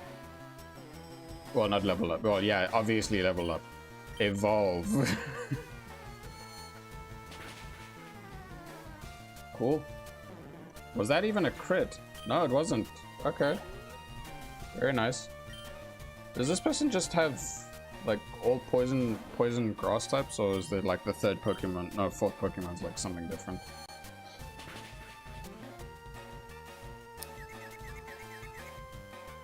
Oh, cool. Easy.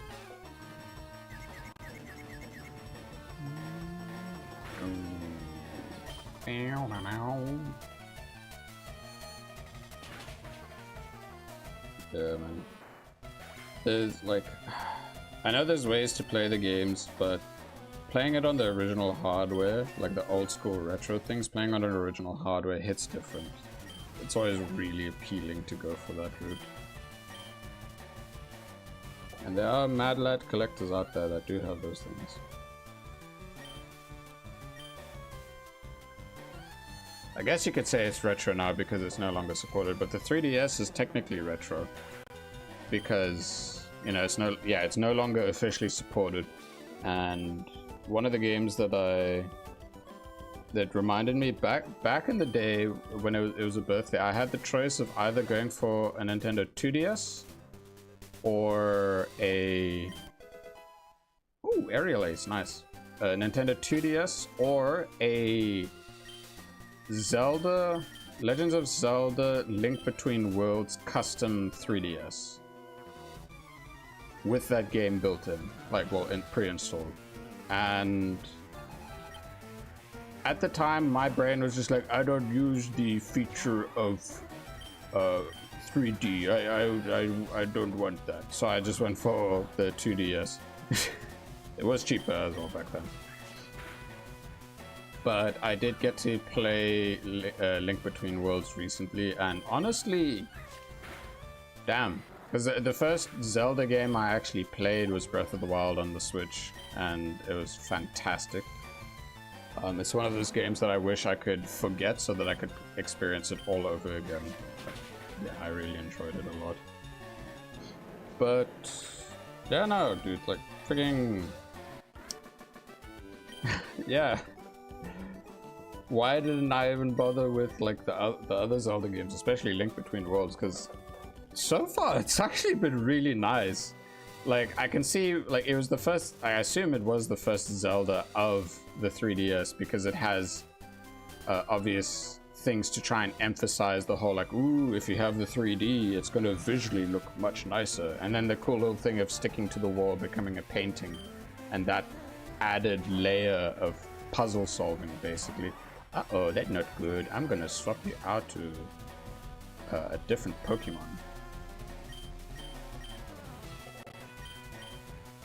I'm hearing the hums of an engine outside.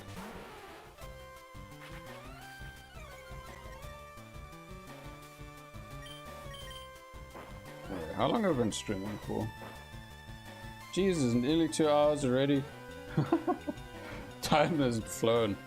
I think one of the nicest things is that it was fun just like sharing the whole favorite list. Like, I could have presented it a bit better, but I was doing it live, so that's fine. Charmander. Yeah, I'll just stick to Jaime for this. I'd say Heine is more gonna be like a major backup against the like a lot of cases with gyms, unless it's gonna be something that's really strong to use against. Like the move pool that Nidoqueen and Nidoking have does make it really good, but I think Nidoqueen overall is just a nice, really tanky Pokemon to lean on. If I can get my hands on the leftovers item, fantastic. Gonna make it even better. Alrighty, I am going to prioritize giving XP to Dingy Bean. Just gonna briefly check on something quick, so I'm gonna be right back. Very brief, very brief. I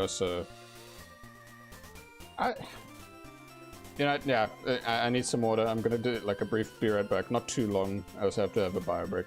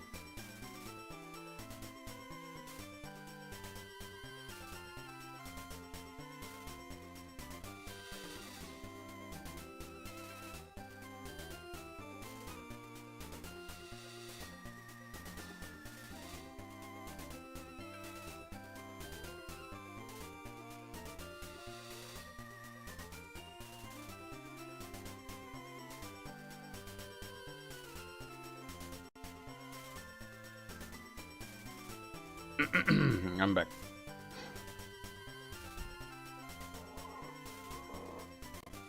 Right, so this guy.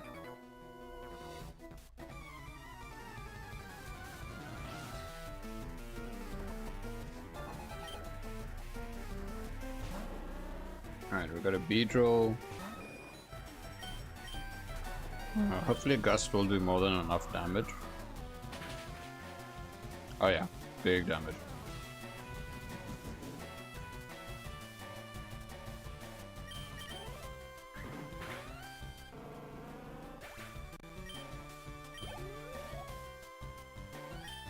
He has 2 Beedrills. Not 1?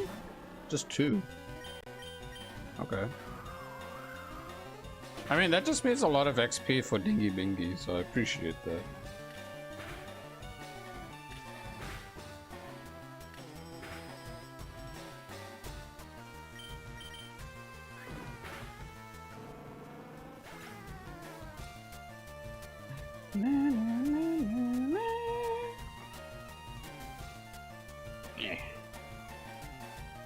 I don't need to have my notes on me constantly, just, you know, when I need it. So I do know that Dingy Bingy does learn Twister later on. Well, actually, I don't know if it learns Twister in this game, but I know in the later games it does at a certain point.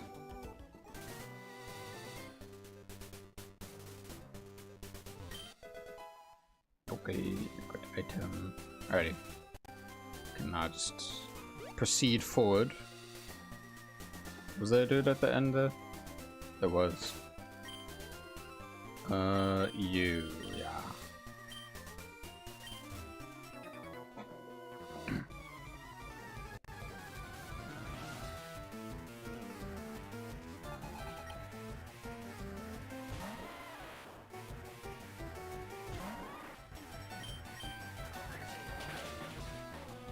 I think the main and most important thing about going through Rock Tunnel is that it's practically going to be like a gauntlet of just sticking in, like staying there, sticking through, and just maybe avoid, like the only time I'll probably start avoiding trainers is when several of the mons become like a lot, like 4 of the mons are at like level 29 or very close to level 29.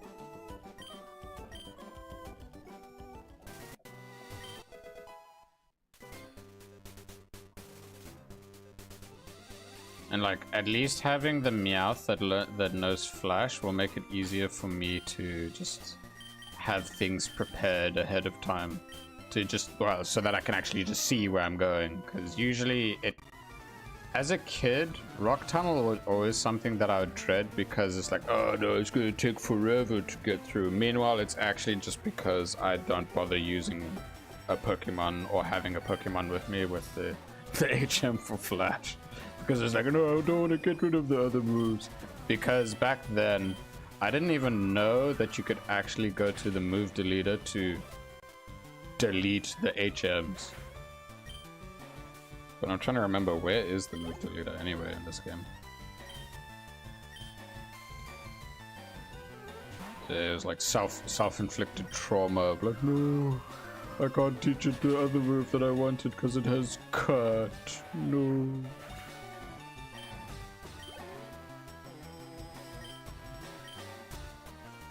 Alright, yeah, this was quite easy to clear through.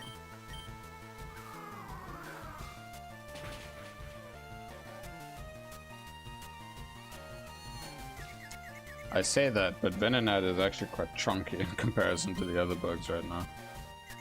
Dingy Bingy, come on. Damn it.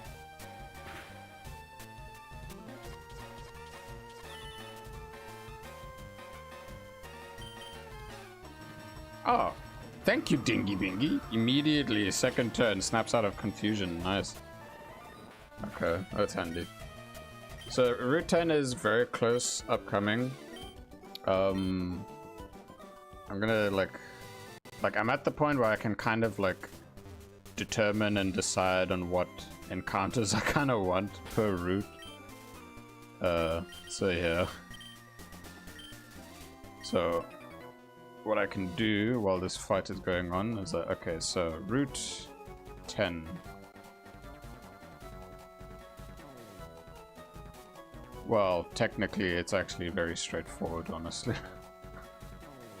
It's either I get a Voltorb in the grass, or... Well, I don't... Yeah, at the moment it's a Voltorb in the grass. I'll probably...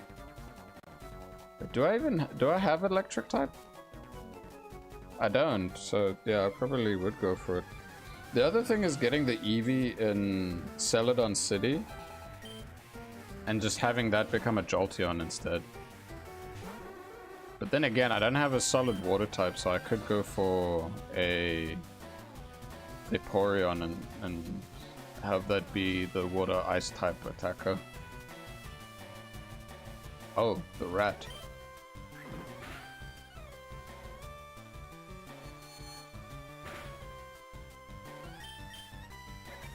Usually I always go for Jolteon, but I think the idea of going for Vaporeon is not bad. There is Flareon too. I need to think about it. I need to think about it. Intimidate is useless against me, as I use special attack.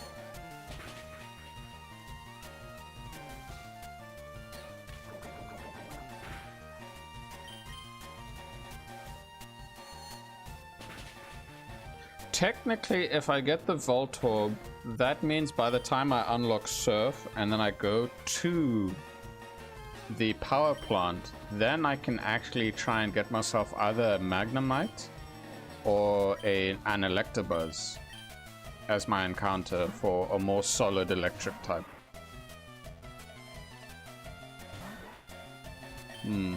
Yeah, I'd probably go for that instead, just to make it a bit easier on me.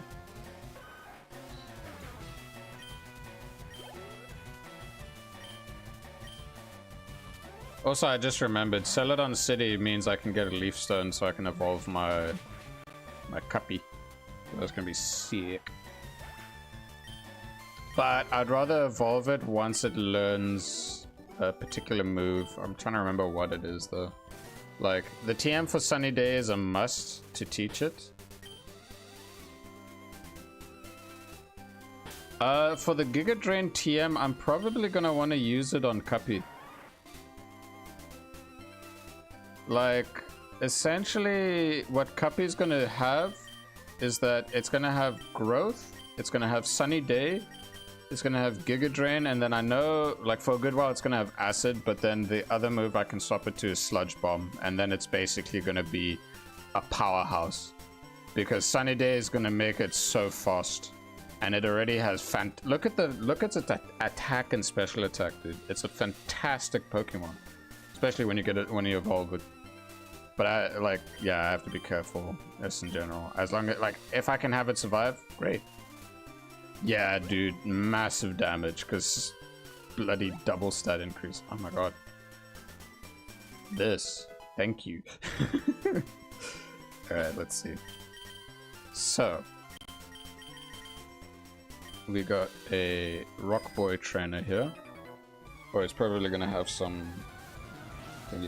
But yeah, out of all of the mons, because of Victory Bell and how strong it is, I want to make sure that I have it learn whatever I want, what I need it to know, to then just make it be a really powerful setup Pokemon.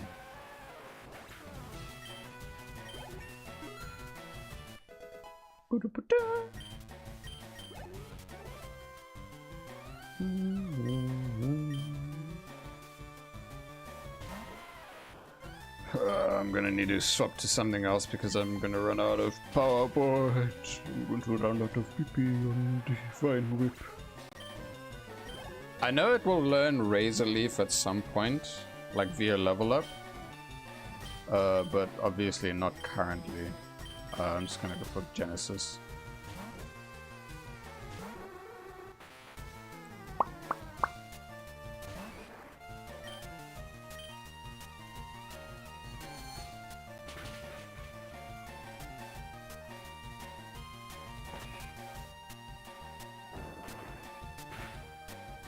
Yeah, no, Seismic Toss, I still think it's one of those moves that will be more apparent, like really handy, when you're facing the Elite Four and your Pokemon are in their 50s.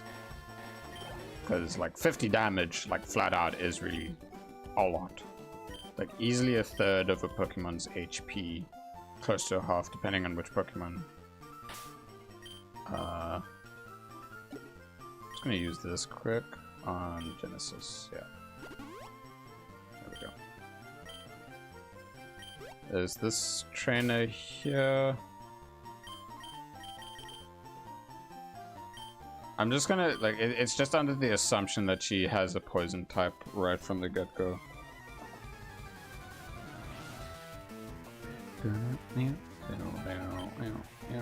Oh, Meowth, okay. I mean, this works as well, so I can just do... I'm gonna hypnosis. First turn hypnosis? No, flinch. That is not good. Come on. No, okay. Not worth it when the flinch, so I'm just gonna do this.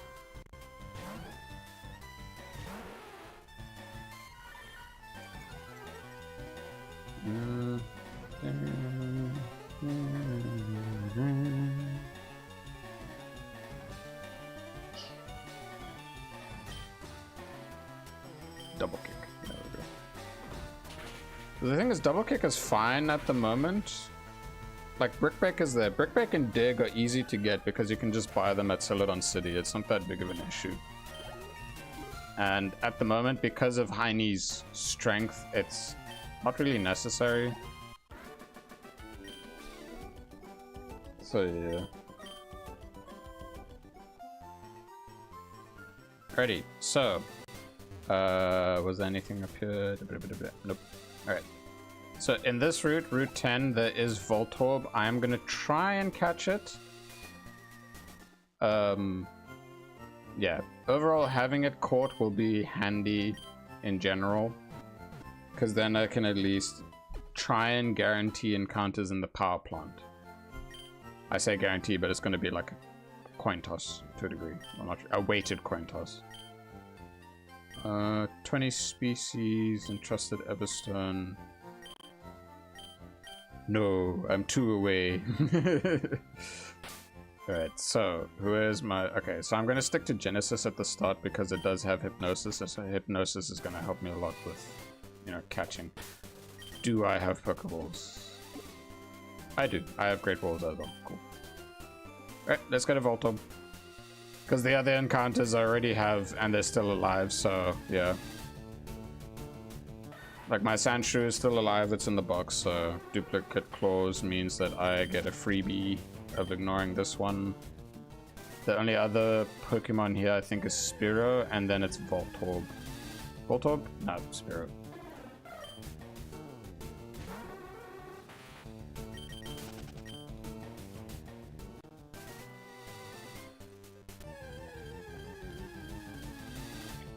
There it is. Miraidon, if this Pokemon does not, you know, faint and I fail the encounter, you can freely give the nickname to the Voltorb if you'd like.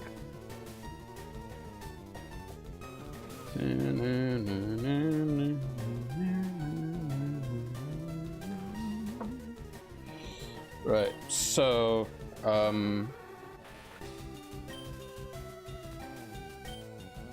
I'm gonna just try put it to sleep and then toss a ball or a great ball at it because I don't want to have to spend too much time trying to like worry about taking it down.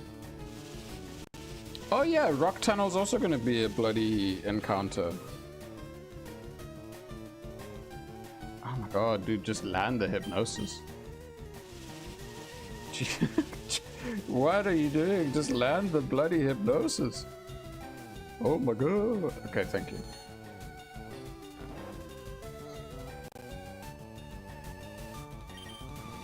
Now, are you going to be kind and get caught in this ball, the great ball, while under the influence of sleepage? Nope. Okay. What about a regular Pokeball because you match that coloration? What about this one? Eh? Eh? Eh? Yeah, it wanted the regular Pokeball. Alrighty. Miraidon, if you're there, you are the one who is free to help give the nickname to the Voltorb. Otherwise, I will just come up with a random gibberish name.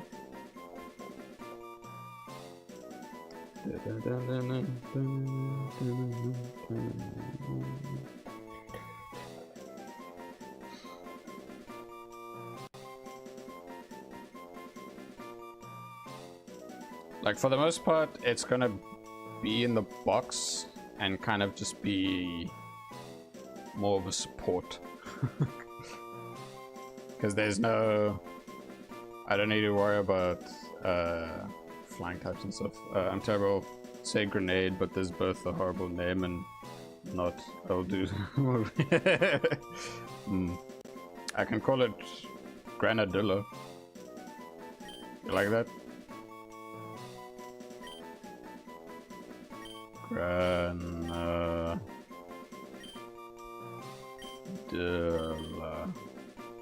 To be a more appropriate grenade. It's also a very delicious fruit. It's related to passion fruit.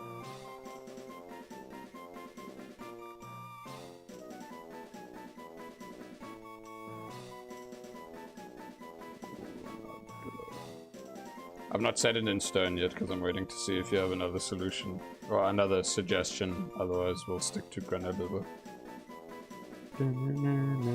Alright, sounds good. Welcome to the team Granadilla. Well, team, I say box. Granadilla. Boom. Okay, cool. We got it on the list, we got it marked down, etc. etc. Okay, cool. So now it's just this trainer over here, and then we have our rock tunnel encounter, which we will see how that'll go.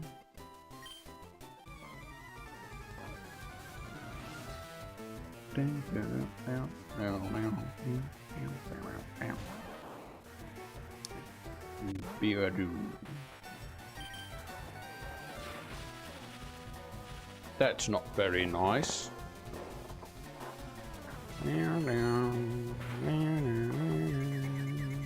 Oh, that is very nice.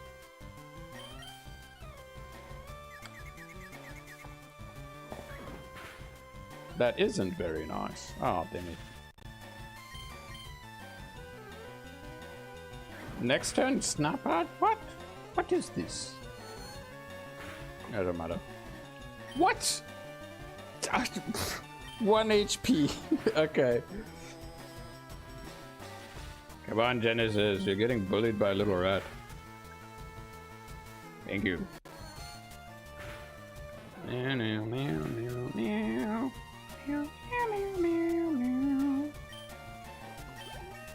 So from Mount Moon, I got a Zubat from there. So any Zubat we see in Rock Tunnel, we ignore completely. Clefairy, okay. I'll just swap to Heiny for that. Squeaky chairs. I sadly ought to take my leave. It's getting late. Alrighty, Miraidon. Thanks for popping by. Appreciate it. Anytime, anytime. I always appreciate it when you pop by. But yeah, you take care. Until next time.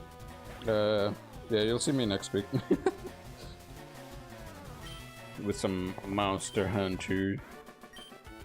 But yeah, take care, Miraidon. Alrighty, that trainer is now taken care of.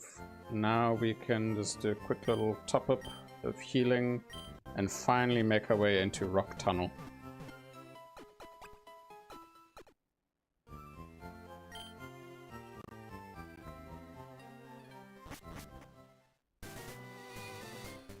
I'm just gonna do this as a shortcut. Wait. No, there's a berry here. What is this? Cherry berry, okay.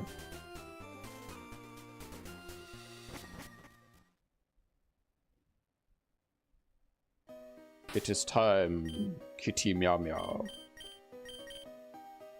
for you to do your job. Ready, so we're in the Rock Tunnel now. I'd rather get the encounter like sorted first. We got a Machop, okay. I have a bit more confidence in just doing a bit of damage to it, so I'll put it to sleep.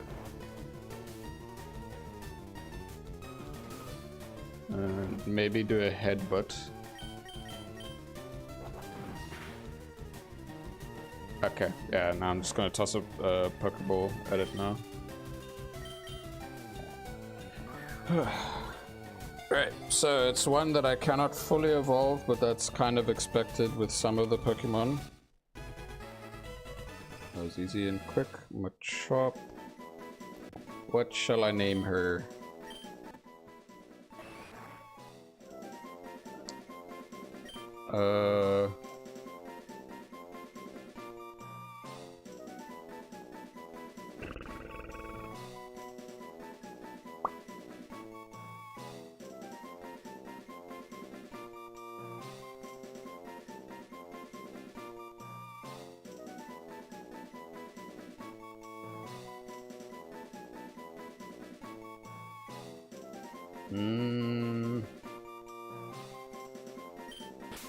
I'm gonna call her Nacho.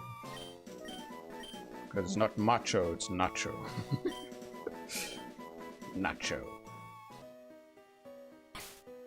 Didn't do any damage to me whatsoever. I'm not gonna be using it anytime soon, so we're fine. I want items.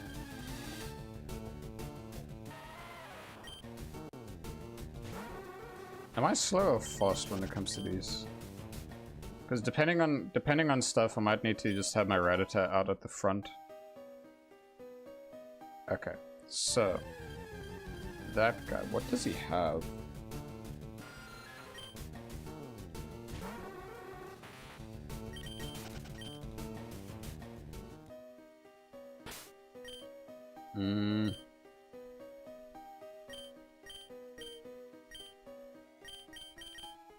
I'm starting to think Dingy Bingy should be at the front of the party for now, just so I can try to give it some more XP. And also when I'm a bit unsure of what certain characters have as Pokemon going forward. Cubone! Okay, I will be immune to any of the ground type moves.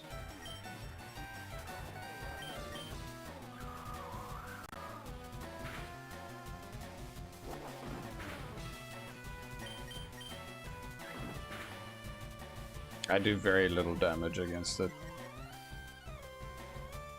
It's better just to have like super effective so Cuppy's coming in. I mean, well, there is the danger. No, there isn't danger. I'll take neutral damage from things.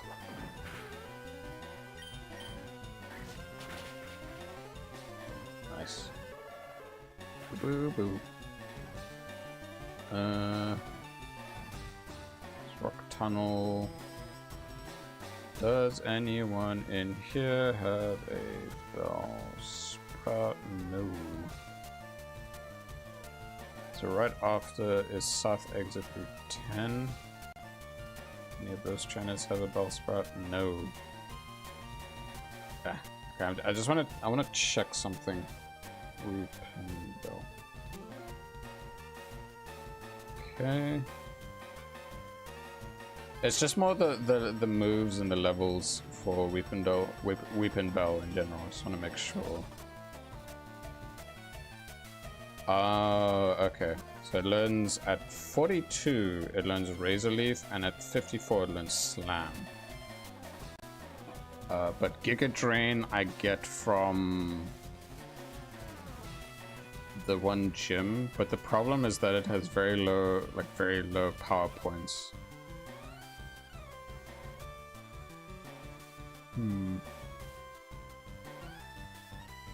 Sunny day. All that. Okay. There's just that little bit. So it's at 43 that it learns Razor Leaf, dude. Huh. Wait, did it say Slowpoke? It did. Oh, that's convenient.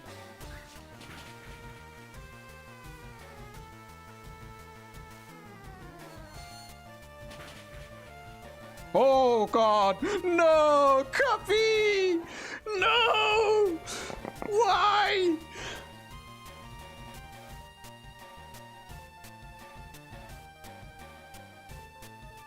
I was just looking stuff up for Cuppy. No! No! My second cross type gone. Oh my goodness. I need to rock that down. Write that down, not rock that down. My goodness, dude. Oh, that sucks. Second faint.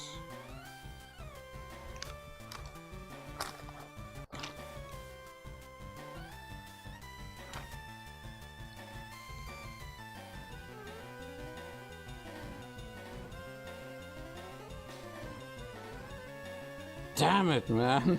And it's a Pokemon I like a lot. Jesus Christ, that sucks. Ay, ay, ay. It's like there's a curse. A curse with grass types for me when it comes to this run, dude. Okay, I have to adjust the thing.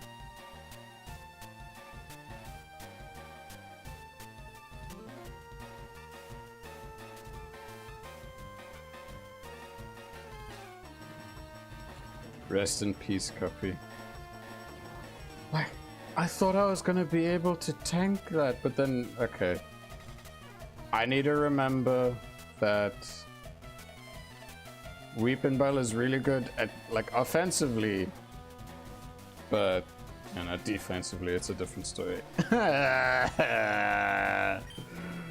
No! Ay, ay, ay, dude. That sucks so much.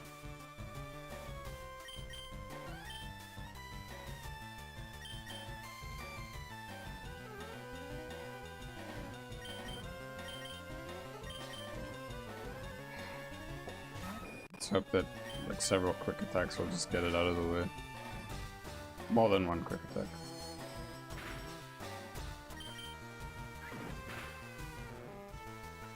Damn it, dude. Cuppy! Pain! God, dude, that sucks so much.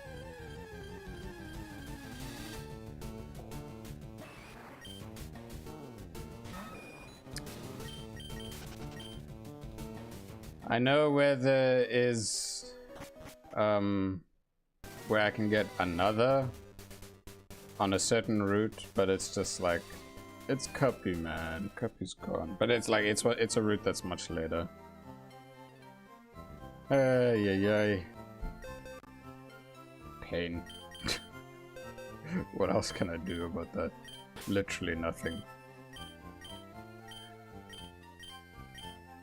You are no more, Cuppy. You are now among Squimble. Level 26 as well, dude. Alright, how am I gonna replenish the team a little bit here?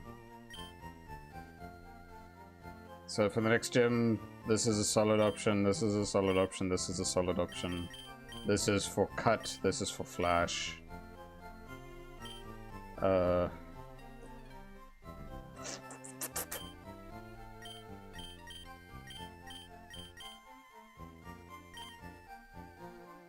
This is a terrible water type to use.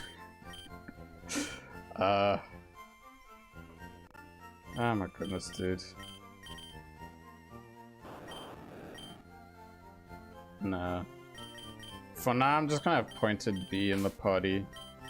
Whether I level it up or not, that doesn't matter. Ay, ay, ay. Damn it. Pain. Rest in peace, Cuppy. My Weepinbell. Yeah, it's fine. That sucks, dude.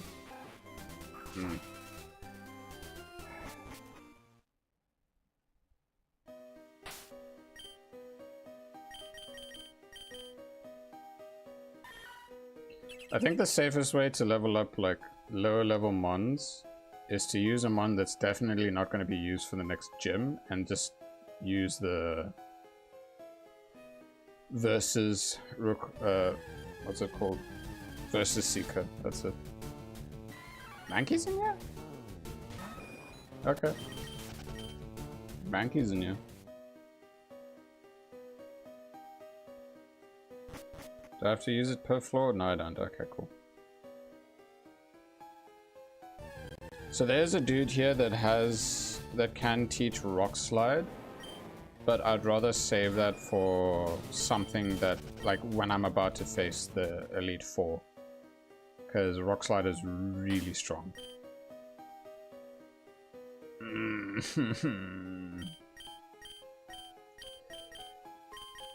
No, wrong button.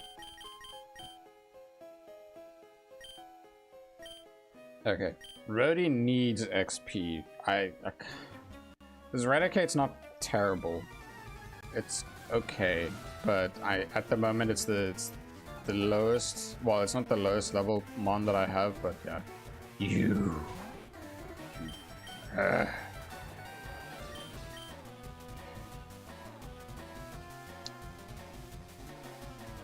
Heine is tanky enough. Heine has bite. I'm gonna see how well Heine does against Slowpokes.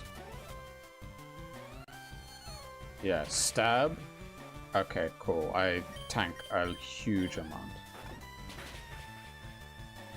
Flinch? Flinch? Yes, okay, cool. Okay.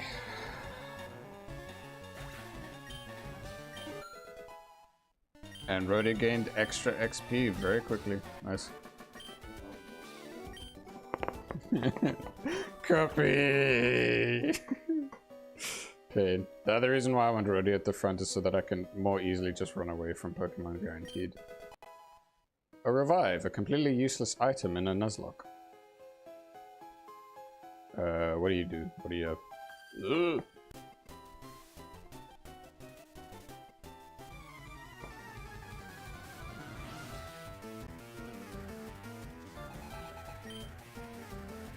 Oddish. Okay. I will swap you to Dingy Dingy. Because I think Oddish has more special defense than physical defense. From what I could tell. Am I still faster even while paralyzed? No, I'm not.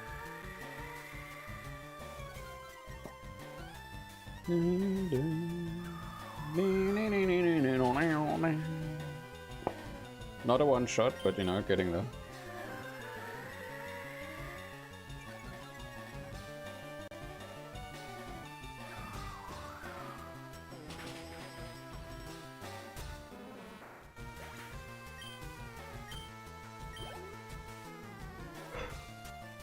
A Bulbasaur.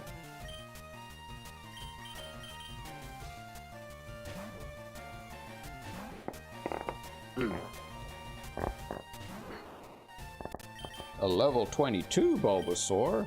I'm gonna use Genesis for this because of the paralysis on my other. Oh, not big, not too big a deal. Not too big of a deal.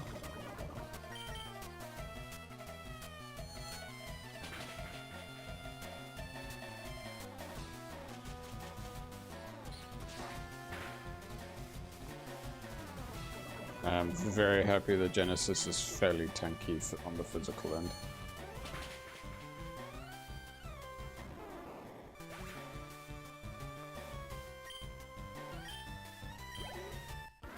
Okay.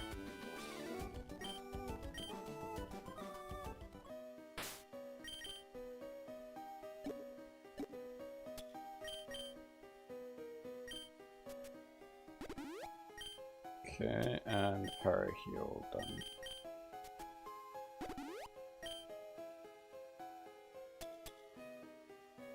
Do I have any other potions of some kind? I have a Hyper Potion, that's about it. Wait, I can just use it. I have an Oranberry, right? I have two. Yeah. I'll use like... Yeah, no, that's fine for now. Yeah, that's fine for now for them. Okay. I think a majority of the trainers in here are practically unavoidable, except for like maybe a couple near the end. I'm getting PTSD. Is this guy gonna have a frigging Slowpoke? Please don't have Slowpoke.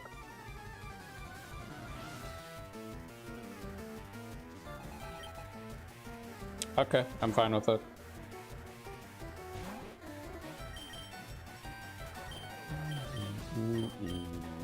Meow, meow, meow, meow. Meow, meow. Oh, nice. Keen eye. Oh dear.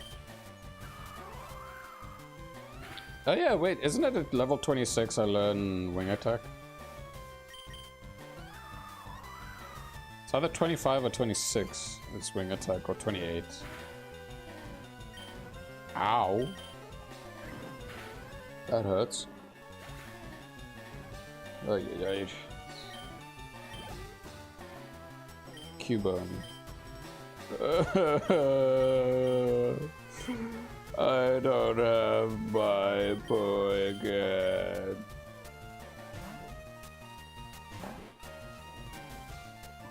Give me a second. Can't.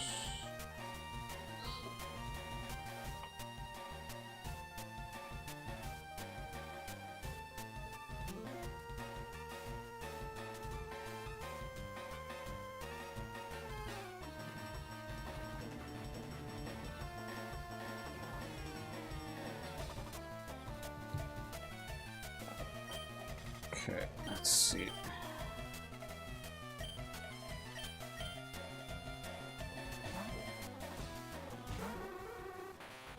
Alrighty. Oh no. Okay, I'm just swapping to Hainu for that because that's too much damage just from a singular bone rush.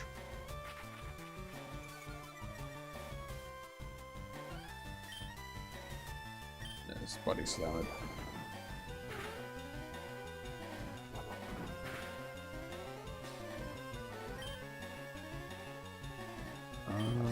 Maybe bite will do enough? Ah, okay, cool. Flinched.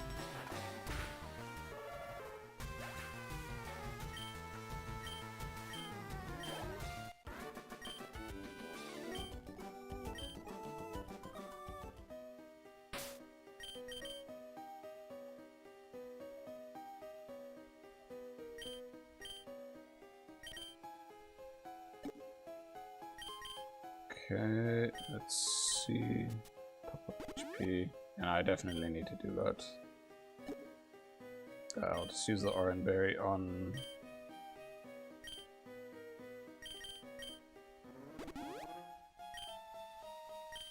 Okay.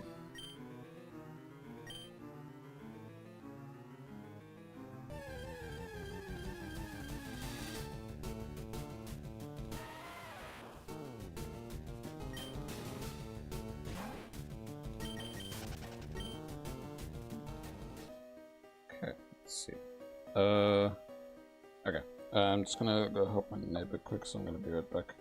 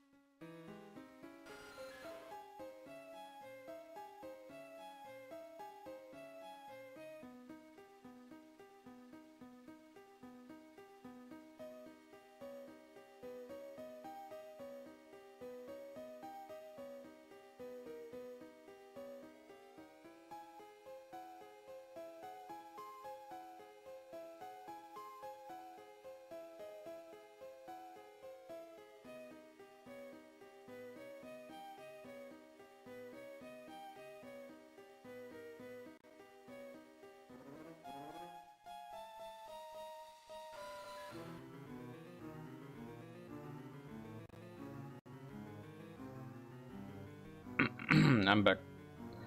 I was just helping a neighbor out. He wanted some sticky tape to help wrap up a gift. A gift.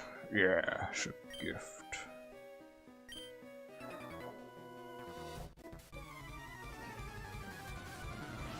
I'm getting concerned. I think I need to start avoiding trainers now, to a degree. Level 25.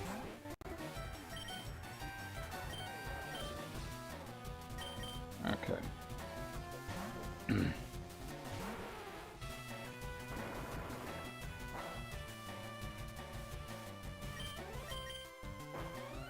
Because things are starting to get a bit rough. Especially losing Weeping Bolt, because that was a really solid mon to cover a lot of, well, a lot of the mons in here. But now, I need to really think about some stuff.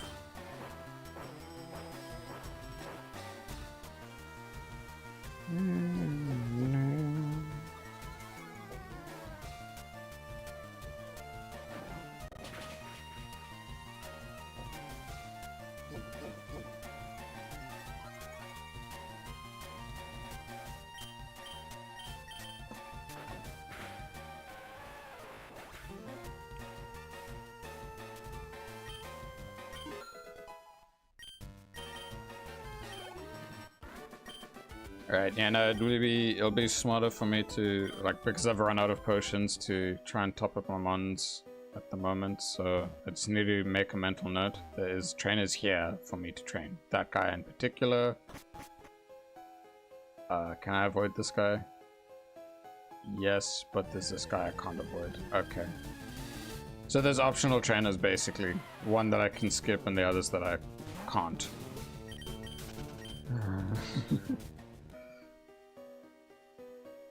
Yo, Nemotech.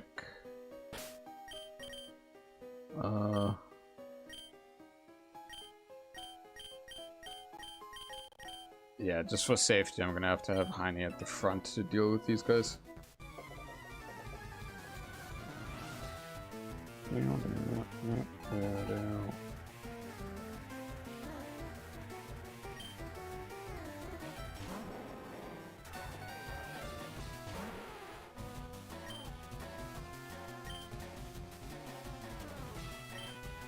Will bite do a lot? It will. Okay. I'm glad I had it learn a special move like bite so I could deal with these high defense, low special defense mons. Yeah.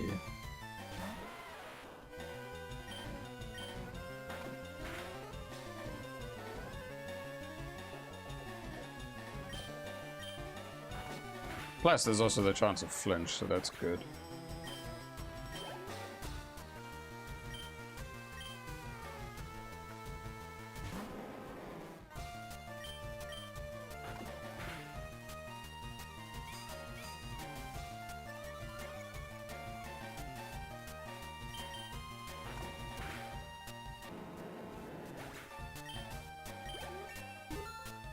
There we go.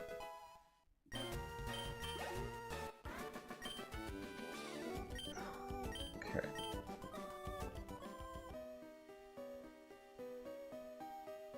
Okay, so there's...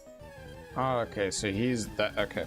Alright, so the two hikers from below the ladder earlier, you can avoid one of them, and then the hikers, as soon as you climb up, you also can only avoid one of them. This one over here, you cannot avoid. Okay. Yeah, I'm gonna have to keep using my Heine for a little bit when it comes to the hikers. It's the only thing that I have that's good against them. For now. I mean, like, technically I could try using... Wait, no, okay. Let's have a better look at these things. So, Heine's special attack is 50. Genesis is 29. Yeah, no, we're sticking to Heine for now.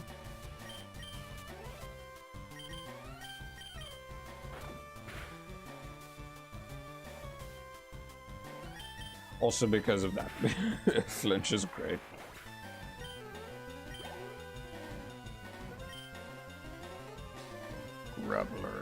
Yeah, stick to this. This guy cheated. He's only supposed to be having a graveler at level 25. What the hell?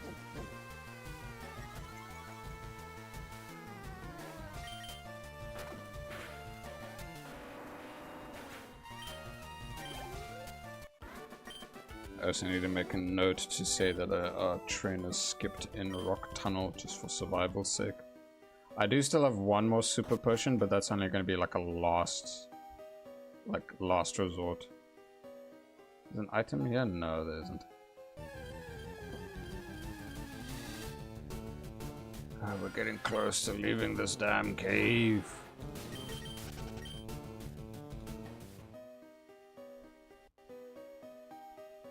Okay. I'm like walking from edge to edge just to double check and make sure. Alright. So. Well, I can have Genesis out instead. Try and get some XP on Genesis. For this trainer right here.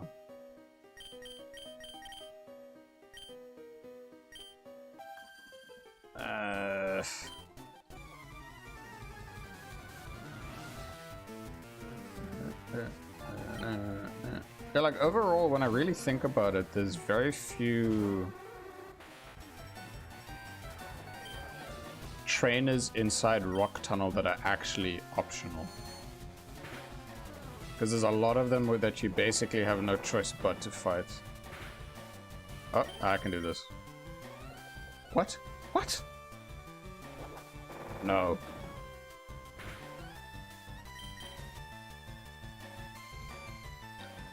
I keep forgetting, disable's actually pretty meh. Not good. Not good at all. Really not good. I need to use dig to cancel that out. I was being too foolish there. Foolish. Okay, good. I'm tanky enough with that. Man.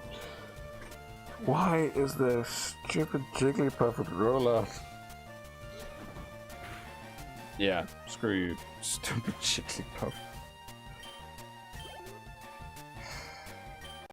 Okay.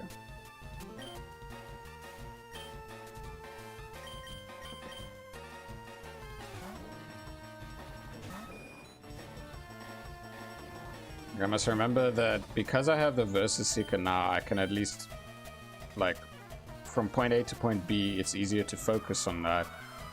And then only care about training. Well, I can train once I'm at a new location and have established what I need to have encounter-wise and team-wise.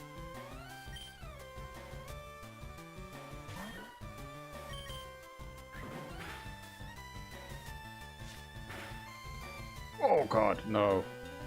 Don't do that to me.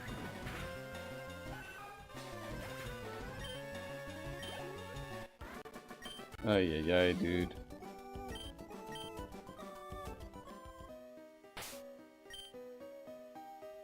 It's the pain that I've come to like truly realize when it comes to doing a Nuzlocke is that especially when you invest so much into a Pokemon when it comes to levels and then you fight when it comes to fighting the trainers, it like once you lose one of those mons, it's like a huge like slap in the face, especially if you lose more than one of your more like trained up Pokemon. Because oh yeah, there's the rock slide guy. We're close to the end of the tunnel. What's up here? Dude, pain, honestly.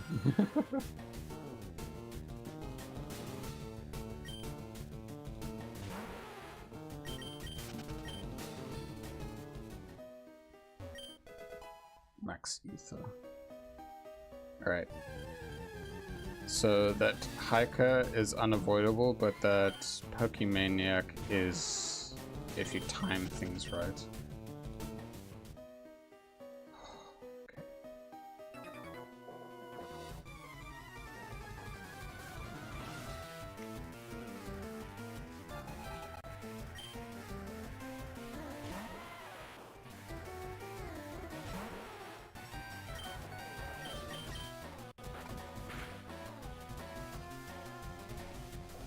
Because I'd rather, with the optional ones, I'd rather leave them be so that I have some XP fodder without the need of using the Versus Seeker. You know, backtracking is fine. Backtracking is not a bad thing because it kind of gets you to like pace yourself a bit better again. Graveler.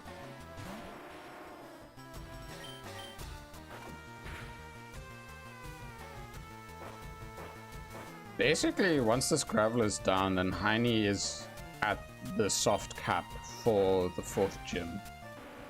Which definitely emphasizes me needing to, like, train up the other ones that I have, but the HP is too low. I don't have the potions. I need to buy them. Because I had like 5 at a time, but now I definitely need like more than that. I did not pick up item there. Oh, okay. Do you roam or what do you do?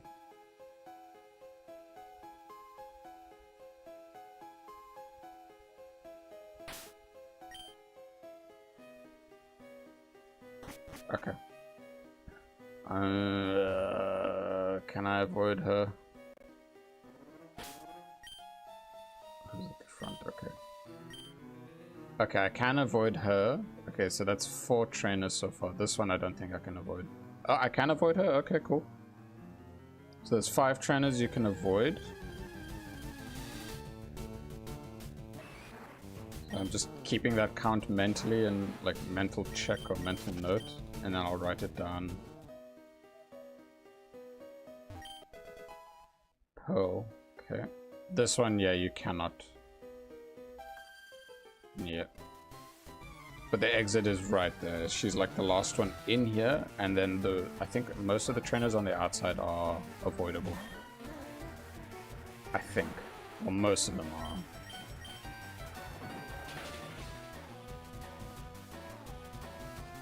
I need to clear through these guys quick.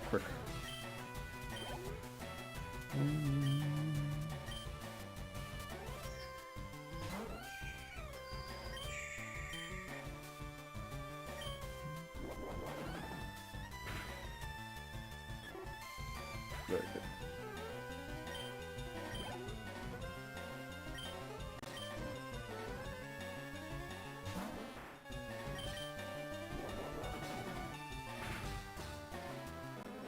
When in doubt, body slam. Bloody fantastic move. That's what it is. Alright. Yeah.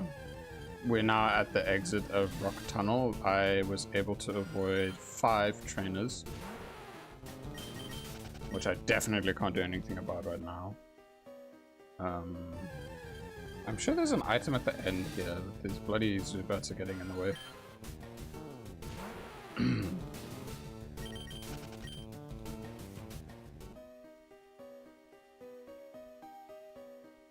Nope. Maybe a hidden item, I don't know. Okay, one of the biggest things is that once the 4th gym is dealt with, then I can get the HM for fly and use it. Okay. Trainers that are avoidable. And then Adberry. That guy is a trainer.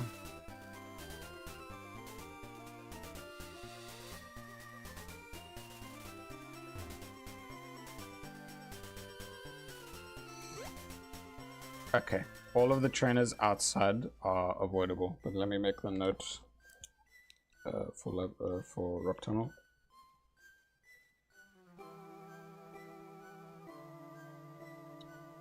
Five. Train. Rock Tunnel. Oh, it's the spooky music. It's the spooky music time. God damn. Woo. I so desperately need to heal my Pokemon. My Pokemon. Oh, okay.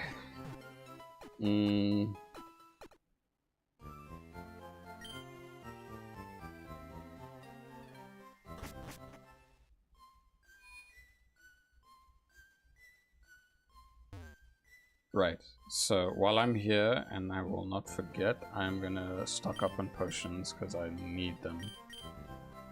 10. Not 5. 10. There we go. We're now at the point of Great Balls, so I'll just buy 8. There we go.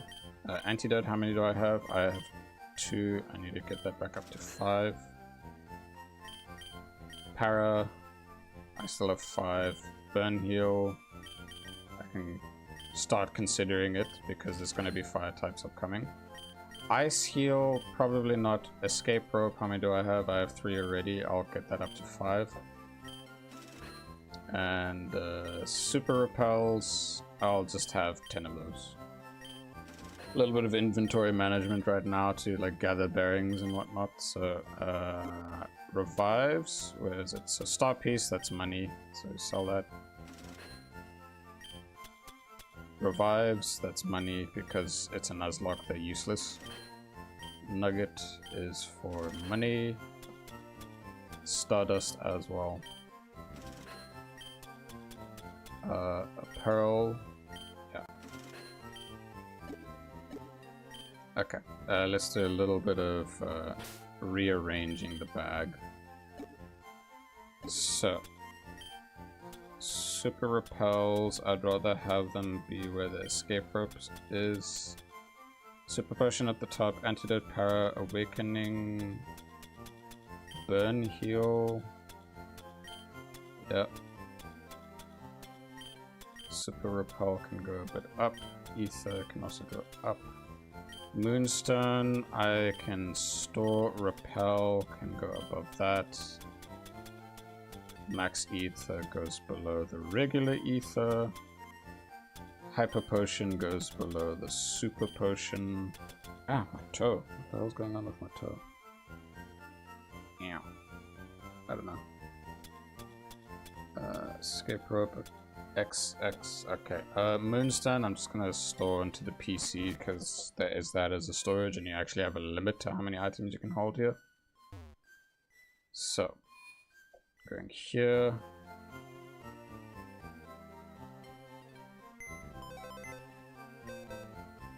No, not Bill's PC. It's mine. Item storage, deposit item, Moonstone. Yep. Cool. Wait, can I deposit some key items that I definitely... Oh, no, it's only regular. Okay, cool. Now I know. Alrighty, so... we have an encounter over there, and we have an encounter down here, right? Route 12. Can I go through here yet, or will they prevent me? No, I can go through here. Oh, right. Okay, so down here, the Snorlax is what's stopping me. Okay, no, I'm not fighting that dude. So this is Route 12. And this over here is... Okay, it's Route 12. So Route 12, I can't do anything about it yet, unless... Let me just double check something. LeafGreen Route 12. I'm pretty sure the only thing via the old rod is just purely going to be thingy. Or basically this route can be my way of trying to get another Bellsprout or a Weeping Bell. But the thing is that I'd rather have Bellsprout because Weeping Bell that won't know... Oh wait, no, they won't know growth at this point. No wonder I was sad about it before. Damn it. Yeah, old rod is still that. Damn it. That's whatever. Lavender Town. The west exit is Route 8. What does Route 8 have? Route 8 has Pidgey, Meowth, Sandshrew, and Vulpix. Vulpix is not a bad choice. It's just a fact of what it learns via level up. At 20... Oh my god, it learns... Damn, okay. Flamethrower at 24. That's pretty huge. Oh, I mean, the main thing is as soon as it learns Flamethrower, then I'm basically ready to give it a Firestone. That's huge. Alrighty. Well, I mean, it's the only thing I can catch in that route because the other mons that are available there, I still have them. Now, the other thing is that can I avoid the trainers on route... route 8. Is it 8? It has to be 8. Yeah, it is 8. Okay, let me write it down. This is also where the first double battle can be found, so route 8. So the encounter is behind a cut tree.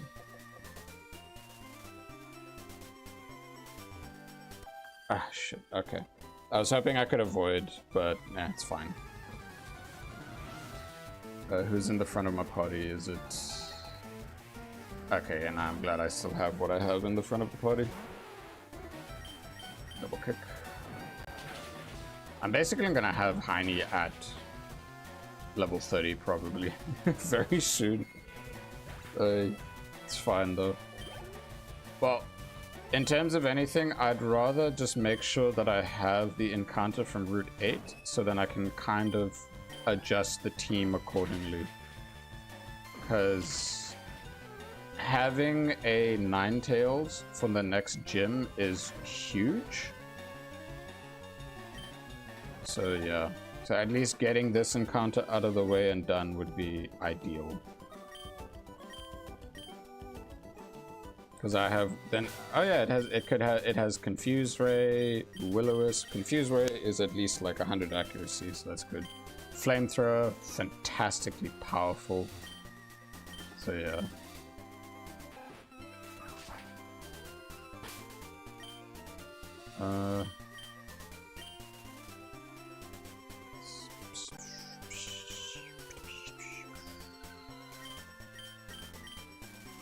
Wait, no. Oh, okay. I have it in front of me. Okay. Silly me. So there are 2 or 3. Wait, how many berries are there here? 3. I see 3. Yeah. Uh-oh. Well, not uh-oh. I need it. Nope. I already have you, and your evolution is still alive, so goodbye.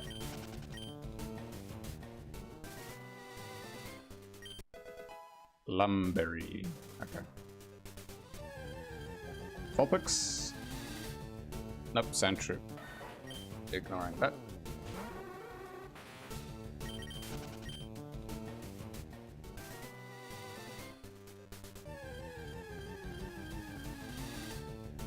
Nope. Come on, where's my Vulpix?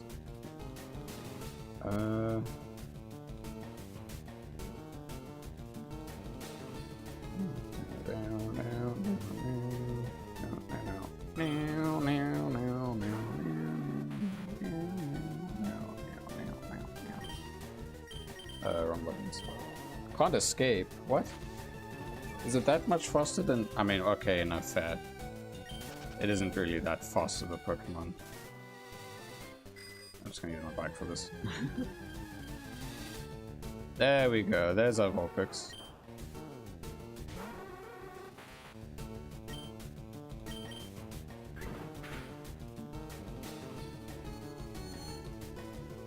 Okay. Go to sleep. Gonna use a singular headbutt. Oh my goodness. Okay. Yeah. I'm glad that is not a crit. We still have regular Pokeballs, so I'm just gonna keep tossing them until they run out and then use Great Balls when necessary. Done. Okay, cool. We have a Vulpix. That is a very solid addition to the team. Fantastic for the next gym. Vulpix. What am I gonna call you? Oh, Vulpix Ninetales. What's that fox from Naruto? I've never watched Naruto. Okay, well, no. I watched like some episodes of it, like really early on. So Ninetale from Naruto. Kurama. I mean, it's a male Vulpix, so it's like, yeah, it's fitting. Call it Kurama. Good.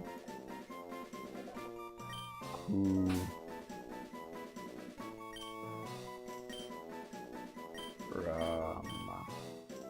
Ready. Okay, we have now obtained the route. We've made it to Lavender Town. We've obtained the fire type. Well, we've obtained Route 8 encounter. We still have some trainers that we skipped out on. But that is fine. I'm going to save them for, you know, training up some of the mons. But let us now just have a good look-see at what we can do here. So, what do you got? Flash Fire, so immune to its own type and boosts up the next fire move. So it already has Will-O-Wisp, which is fantastic. At level 17, which it will be... what's it called? Wait a minute, what? What? It's already level 17. Why does it not have... What? Why? It doesn't have Confuse Ray. What the hell?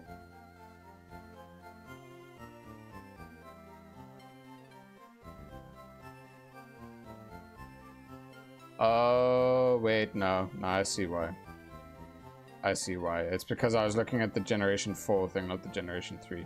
21, like 17 is Will-O-Wisp. 21, it learns Confuse Ray. Imprison at 25. Flamethrower at 29. So 29 is the main goal for it. Yeah, and then we give it the Firestone to have it evolve. Yeah. So 29 is the level we wanted to be at. Okay, but it is a definite member of the team going forward, so I'm gonna get the Weedle to come back out. I don't know who else to adjust in the team currently, but in priority of the next gym, it's gonna mainly be Dingy Bingy and Kurama to deal with, like, more of, like, Genesis. Okay, Heine is more as a backup tank, if anything, and Genesis is more just a secondary mon, just for good backup of tankiness and some damage. I actually need to look into when it evolves into thingy, but yeah, these are the main priority right now. Yeah. Rhodey and Palico are still alive. Palico only has one use left at the moment, and that's just going back into the rock tunnel to help me with that stuff. Yeah. Let's end it off while we are listening to the creepy music here. We still have trainers up above. That's fine. I've written notes down. Let me just make sure I have the name written down for thingy. Well, we got a second faint. It sucks that it happened, but that's just how a Nuzlocke can be. They can like throw you off hardcore, especially the older games when it's a crit. But yeah. Anyway.